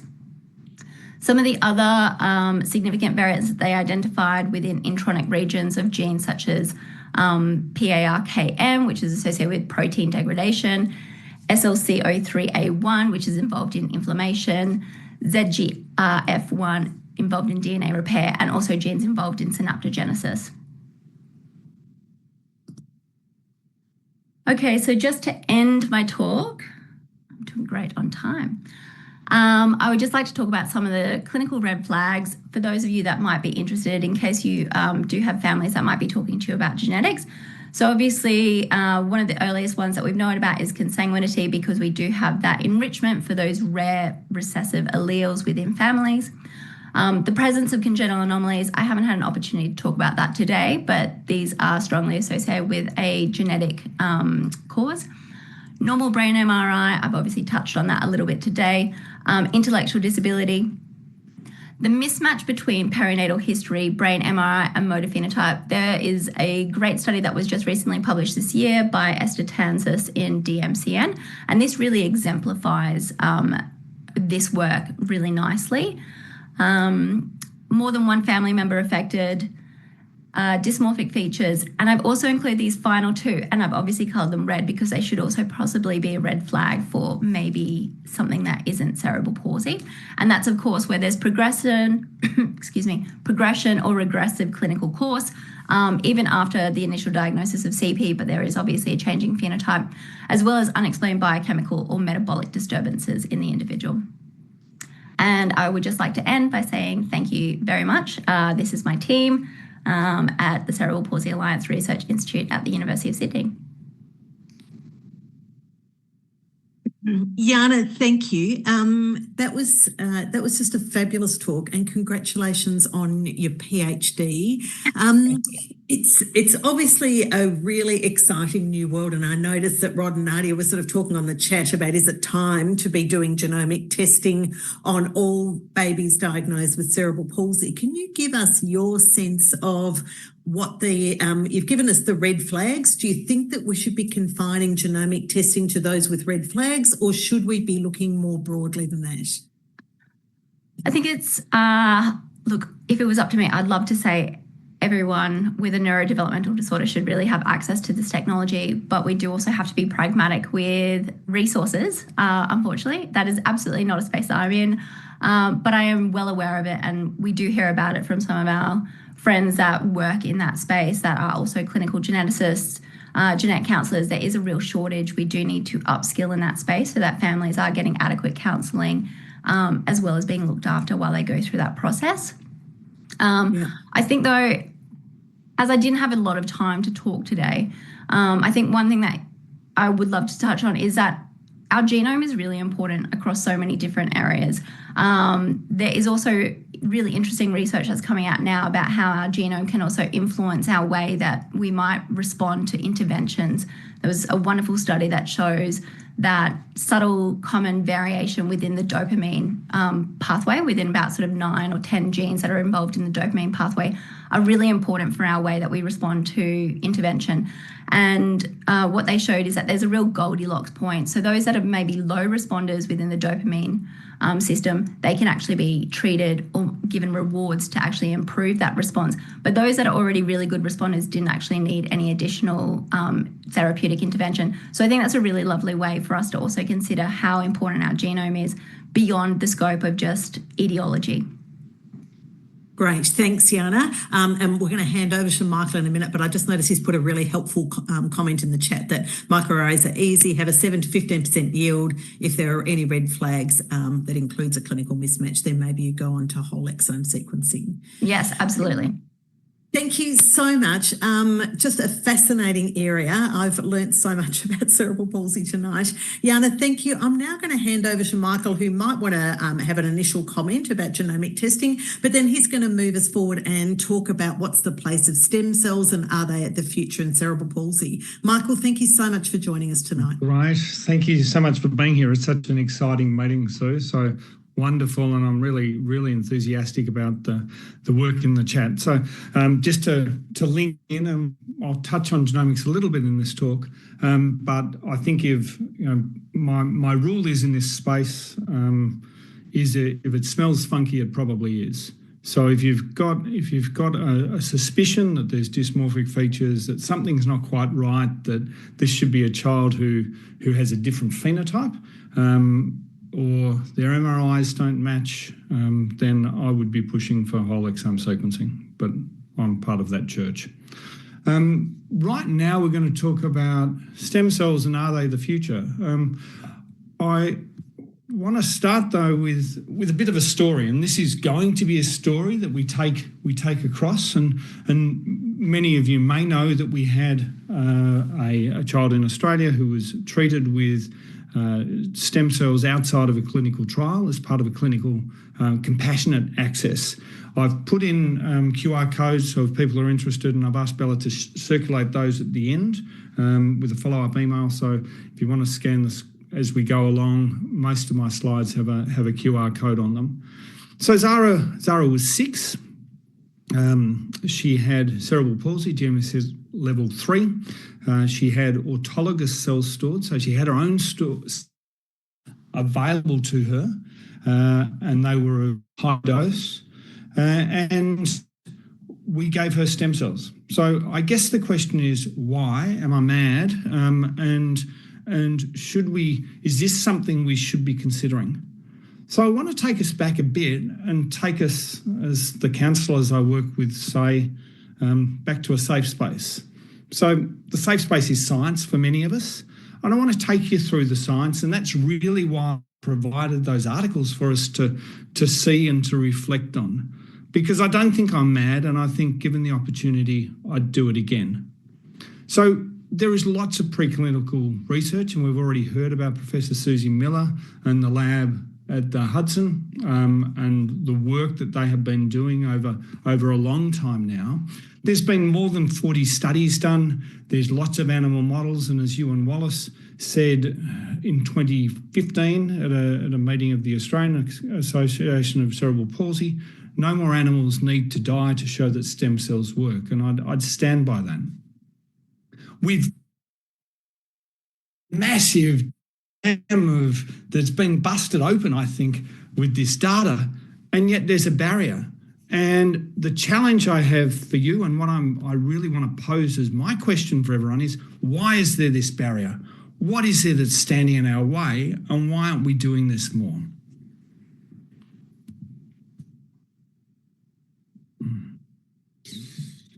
So there's been this a bit as a valley of death slide. We've got different sorts of stem cells, and one of the themes I'm going to come back to is there are different sorts of stem cells: mesenchymal stem cells, umbilical cord blood, which is autologous, allogenic umbilical cord blood, neural stem cells, hematopoietic stem cells. And there have been more than 2,000 children who have received stem cells. But most of those are in early phase trials. We get to this point, phase 3 trials, it sort of drops off, and then we have the compassionate access picking up at the end. So what I want us to do today, what I want you to take away as active listeners in this is consider what evidence there is, think about how stem cells might work, and then think yourselves, what circumstances would you be using stem cells? What circumstances should we be using stem cells as we move forward? So I'm going to make some contentions here. That CP is a complex condition. We've heard that already. We've heard about the genes and the environment. I'm posing that inflammation may be central, and stem cells, particularly UCB, target inflammation, and they have factors that may be beneficial. So in different ways, I pose CP as being a complex interplay between genotype, phenotype and environment. And we know that, as Kirsten had in her slide, that things happen before birth. But the changes in brain development continue for many, many years after that. And there may be targets that we can utilise even after the event has occurred to try and help in benefiting that individual and their outcome. So I would ask the question, not just the one-off. Why do we care? We care because this is important. It's important for outcomes, but it's also important for families. And we've heard about this already. Professor McIntyre's work on what do consumers want, and we know that something that they've been asking for, and Nadia Badawi had in one of her first slides about this being one of the tenements. People with CP want us to explore this as a therapy, and they tell us that. As types that we should think about, and they're not all the same. And I mentioned these already, and we should think about, why are there different stem cells that could benefit at different times? So, big question up front. Can stem cells treat CP? Well, as I said, more than 2,000 children have received stem cells over 20 years of research. There's strong safety evidence, particularly for UCB, but other cells are implicated in being beneficial. And this is what's called the traffic light paper from obvious reasons, where Professor Novak used grade classification and went through a number of different therapies which are available for CP, and with stringent criteria, stem cells got a green light. There were many trials that have been done. Hundreds of people have received treatment. And if you read this paper, and I think it's one that's on the necessary reading list in CP,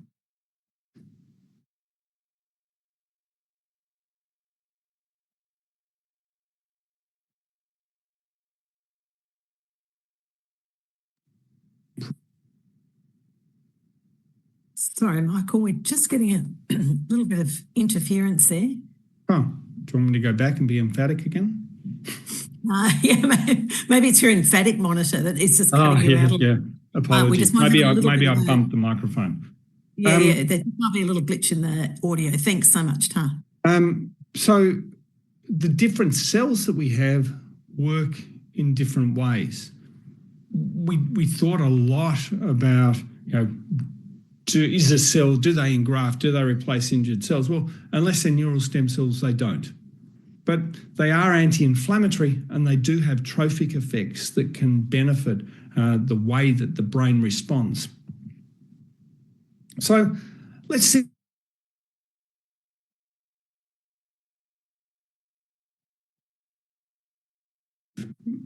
Biological. A lot about the timing of administration. We know about what cells might be neuroprotective, and we know why umbilical cord blood seems to be superior for other reasons. than other cell types. This is all data from Melbourne. The key, though, is that inflammatory modulation is fundamental as a mechanism of why cells might work.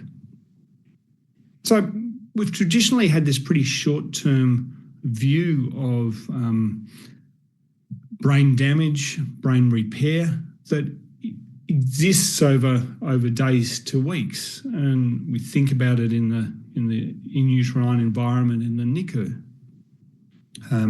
Dr. Payton, whose name will come up an awful lot, has just returned from her Fulbright scholarship exploring stem cells and has done a scoping review on inflammation in CP. Most studies analysed inflammation from the peripheral blood, and we saw lots of markers, pro-inflammatory markers, which were altered in cerebral palsy. A lot of control studies comparing CP to non-CP individuals showed that the inflammation persisted over some time, and we know that there's differences in that range of inflammation, including the severity of CP, the etiology of CP, and the topography. So I put this to you that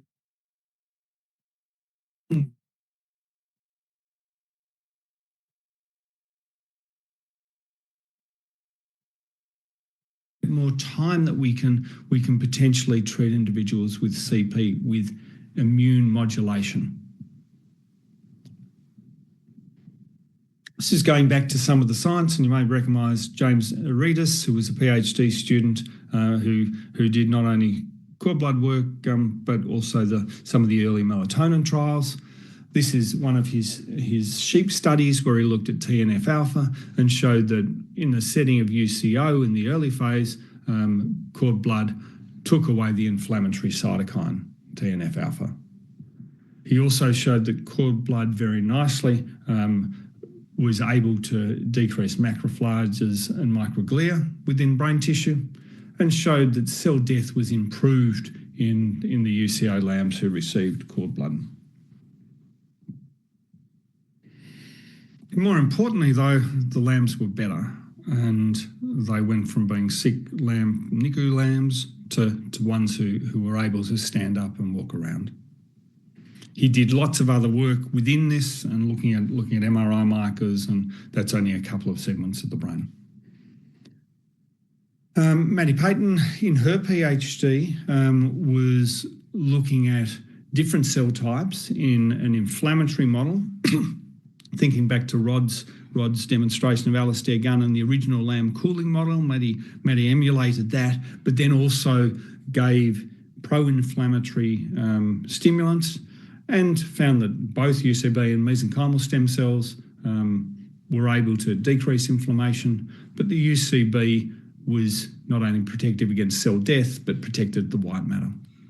And so this idea of selecting the cord blood or selecting the cell type and the dose and the route, which is right for your particular circumstance, is important. And UCB is, I think, the first cab off the rank that we should be thinking about in most CP circumstances. Her studies went further to show that they reduced encephalopathy, they stopped MRI markers of brain injury, and they got into the brain to reduce inflammation. So we've got something plausible that follows along with that concept about inflammation, CP, and cells mitigating that damage. Another study from Professor Novak on a review of stem cells that was really the background behind some of that traffic light work, showed that in a meta-analysis that stem cells had a favourable outcome. And yet this seems to be something that people want to explain away, and we accept this data for any other treatment. We moved after some of those studies into a human trial. This was a sibling-matched cord blood trial, and it was primarily looking at safety. So what we wanted to know is this okay? And so 12 individuals with CP, and I'm just going to raise a few of these issues. Aged up to 16 years. We looked for complete HLA matching, and they were of different severity in terms of their GMFCS level, with a tendency towards more severe in this group. And they had a range of different CP phenotypes. And what we found was that the cells did not engraft. The cells were gone using lots of different markers, and I've shown one here looking at the donor DNA, was gone in a very short time. And so one of the worries, one of the anxieties people have about using stem cells is they will engraft and you will get GVHD. But this is not the same as most of our experience with stem cell, where we're thinking about the need for them to engraft and, in an oncological setting. Maddie Payton has also done some work looking at the safety of infusions and examined this, and looked particularly at HLA matching and looked at the changing scope of what we're doing with that. And we don't expect them to engraft. And in fact, what we want is for them, it's a transfusion, not a transplant. And in some places, they don't HLA match at all because the cells get cleared very quickly. And we sort of want them to get cleared because we've got immunocompetent children.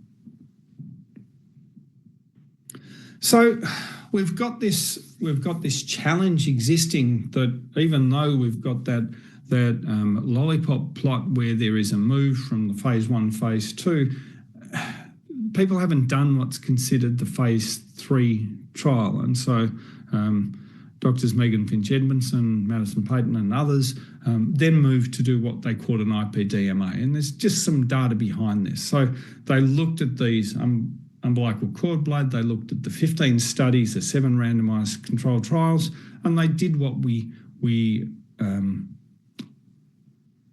often don't do because of the heterogeneity and because of these questions that people are asking. Who do we treat? What do we do? How big is the effect? There's, it's safe, but is it a waste of time because it doesn't do much? And we were trying to plan what the next steps for research were. So the IPDMA is looking to see, well, what is the effect of cells and who are the best responders and what's the safety data behind it?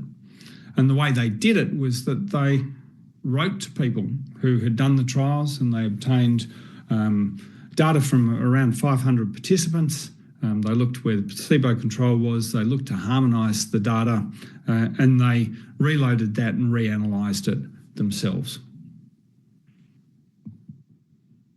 So here's the information. They got an answer back on 11. They had 223 people who were treated, 171 controls, variety of ages, variety of severities, how the cells were given, the age of the participants, and what the cell dose was. And here's the clincher, and I'll go into more detail, that cord blood had a favourable response. The effect size in the GMFM was 1.72 points, which for reference is equivalent to about 60 hours worth or a year's worth of rehabilitation therapy or orthopaedic surgery. And that's considered in the GFM group a medium to large clinically important difference. They looked then at subgroup analysis to try and identify those who were responders, and indeed those who were still ambulant had a larger benefit, a larger effect size on the GMFM. They looked at the dose of cells, and more than 50 by 10 to the 6 cells was more efficacious, although there were some who responded at lower dose than that. And we don't know what the top end of the benefit is in terms of the cell dose. And treating younger, so treating under 5 years of age, and the younger we get, age in months at the bottom, not years, the younger we get, the more benefit we see. So in summary, we've got more than 1,000 children treated. I keep on coming back to these trials that have been done, including trials in Australia where we've done sibling matched. Just backing up a moment, that wasn't autologous, that was autologous and sibling matched mixed together in that IPDMA. We've got safety data for more than 1,000 children, and there are mild transfusion reactions that we would deal with regularly, fever, cough, etc., with only 3 serious adverse reactions in those 1,000 children. We've got the IPDMA showing that there's a meaningful change in the GMFM, and we've got clinical data from different sources with a biological plausibility behind it, saying that there's improved brain connectivity. So the Duke program in North Carolina are offering expanded access. They've got some patients in trials, and if you're not eligible for a trial, then you can go to expanded access. They've treated hundreds of patients. They take international patients, and they charge money. We've had Zara, who was treated. Patients are asking about this, and there's high interest from families to travel overseas. We have private and public banks which are releasing units to go overseas and allow people to have therapies elsewhere. But do we not have an opportunity in Australia for compassionate access, modelling off Duke and leveraging what data we have? So my questions for you are really, what are the barriers? What's stopping us? And if stem cells aren't the future, why aren't they the now?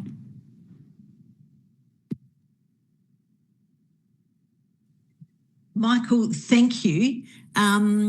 That was just a brilliant summary of the evolution of this from, the animal studies through to the early human studies, and now the IPD really showing fairly convincing benefit. What I might get you to do, if you don't mind, is stop the share, and I might get the other panellists to pop their camera on, because I'm a little bit interested in what the other panellists think about us improving access to stem cells, who should be candidates for it. And Nadia, one of your pillars is policy. What do you think should be, our recommendations to government and others about the place of stem cells and securing access for eligible families? So I think one of the things that we're very aware of is a lot of us families are traveling overseas to unproven places, getting dangerous things at enormous cost. I know of several parents who have lost their houses because they went overseas. And we see some disasters coming back. Parents want to do it. We know it's safe. There's lots of therapies that we offer that don't work. Why is this the one thing we don't want to give families access to? They can be monitored safely. Yeah.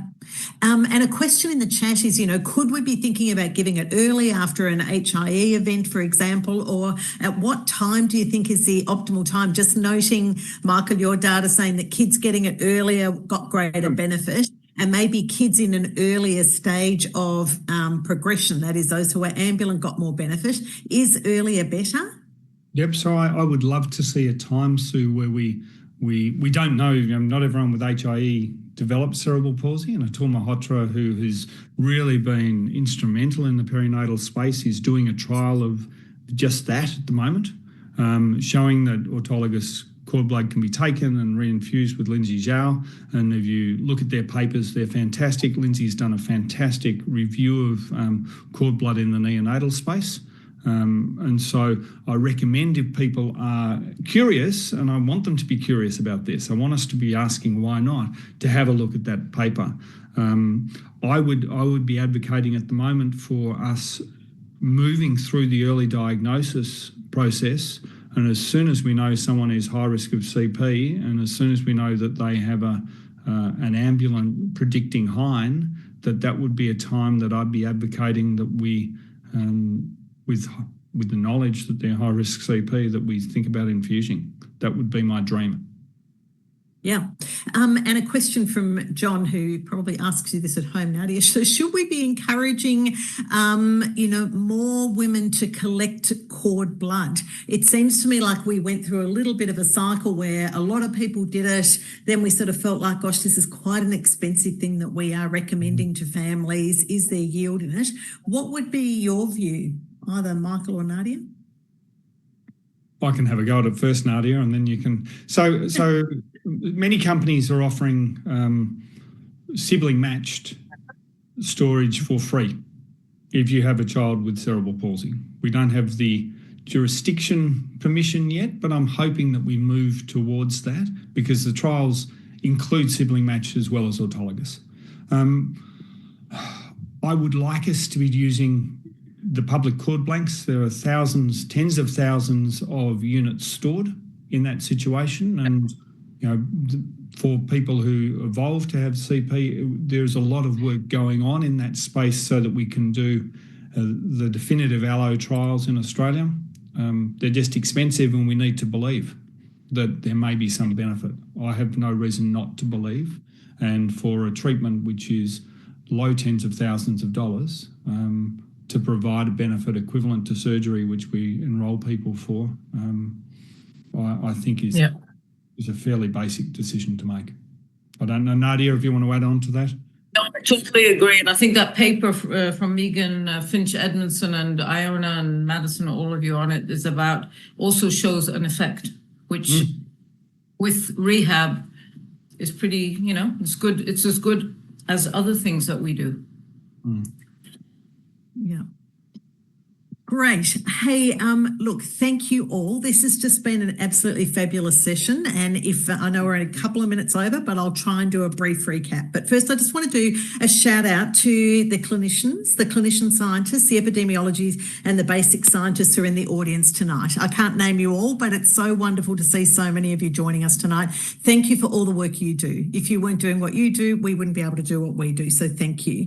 I also want to thank Sarah McIntyre, who's been dutifully putting in papers and guidelines in the chat for all of us. So thank you so much, Sarah. So in summary, I think it's very clear to us all why Nadia is a world leader in cerebral palsy. She really set the stage for us. The Cerebral Palsy Alliance is really a masterclass in the 5 pillars needed for impact, looking at cause, prevention, treatment, cure, and importantly, policy. This, her work and others has led to a 40% reduction in cerebral palsy, and people with cerebral palsy are living better lives than ever. They are more likely to be ambulant, they are more likely to be speaking, they are less likely to have seizures. But there remain high-risk cohorts, those in low and middle-income countries. I think it's fascinating, the data about ovulation induction. We also need to be thinking about the burden that consanguinity has on cerebral palsy and preterm birth, and that there are opportunities for all of us in CMV prevention, intrapartum care, cooling and postnatal diagnosis. We then moved on to Rod, who gave us a lovely story of the evolution of neonatal encephalopathy away from HIE, both as the culture of medicine shifted, but also as Nadia and others published these important epidemiological studies which pointed the way. We are now armed with maps and compasses of EEG, MRI, both postnatal and fetal, and genetics, so that we can have a much better understanding of the cause of cerebral palsy. And he gave us an overview of the importance and the practicalities of cooling. Kirsten picked up the story. If it's not all HIE, is there still a role for the obstetrician? Well, there absolutely is. Obstetric and midwifery care is crucial. In preconception care, a shout out to primary care and general practitioners on the call. Preterm birth and preeclampsia prevention, a reduction in iatrogenic multiple birth, and important intrapartum care, steroids, magnesium sulfate, timing of birth. And she gave us an idea about the futures of melatonin and creatine, who might be able to be future interventions. Yana talked to us about the brave new world of genomics in cerebral palsy, and it was such a privilege to hear your original data and how this is taking the world forward, both in the place of microarray and whole exome sequencing in diagnostic evaluation of cerebral palsy. And I loved your red flag sign. So beware of consanguinity, where there's associated structural abnormalities, where there's a normal MRI, more than one family member affected, or where there's mismatch. And in these situations, we should be thinking about going to more deep genomic evaluation with whole exome sequencing. And finally, why aren't we doing it? Michael has spoken about the potential for stem cells in terms of their immune modulation, that the animal studies have been done. The phase 1s have shown that it is safe. The IPD meta-analysis suggests that it is effective. So we now need to think about what is the policy in terms of ensuring that we can provide compassionate, ready access for Australian children who would benefit for it, who suffer from cerebral palsy. So I think that's a wrap. I think that's the ground that we covered today. What a fantastic Twilight session. Don't forget September, 10,000 steps a day for the whole of September. Can't hurt anybody. Just put it on your dog. Just put your pedemometer on your dog if you're struggling. That's what I do. Thanks to Bella for all your organisation tonight. The videos will be coming. We'll break those into chapters so that you're able to dip into which talk you might have missed or others. And the videos will be coming to you. There'll be a survey as you close the link tonight. So please let us know what you thought, what you'd like to see next at Twilight. Michael, Rod, Yana, Nadia, Kirsten, thank you. Brilliant session. Absolutely loved it. And we look forward to seeing you all at Twilight next time. Thank you all. Good night. Thank you. Bye.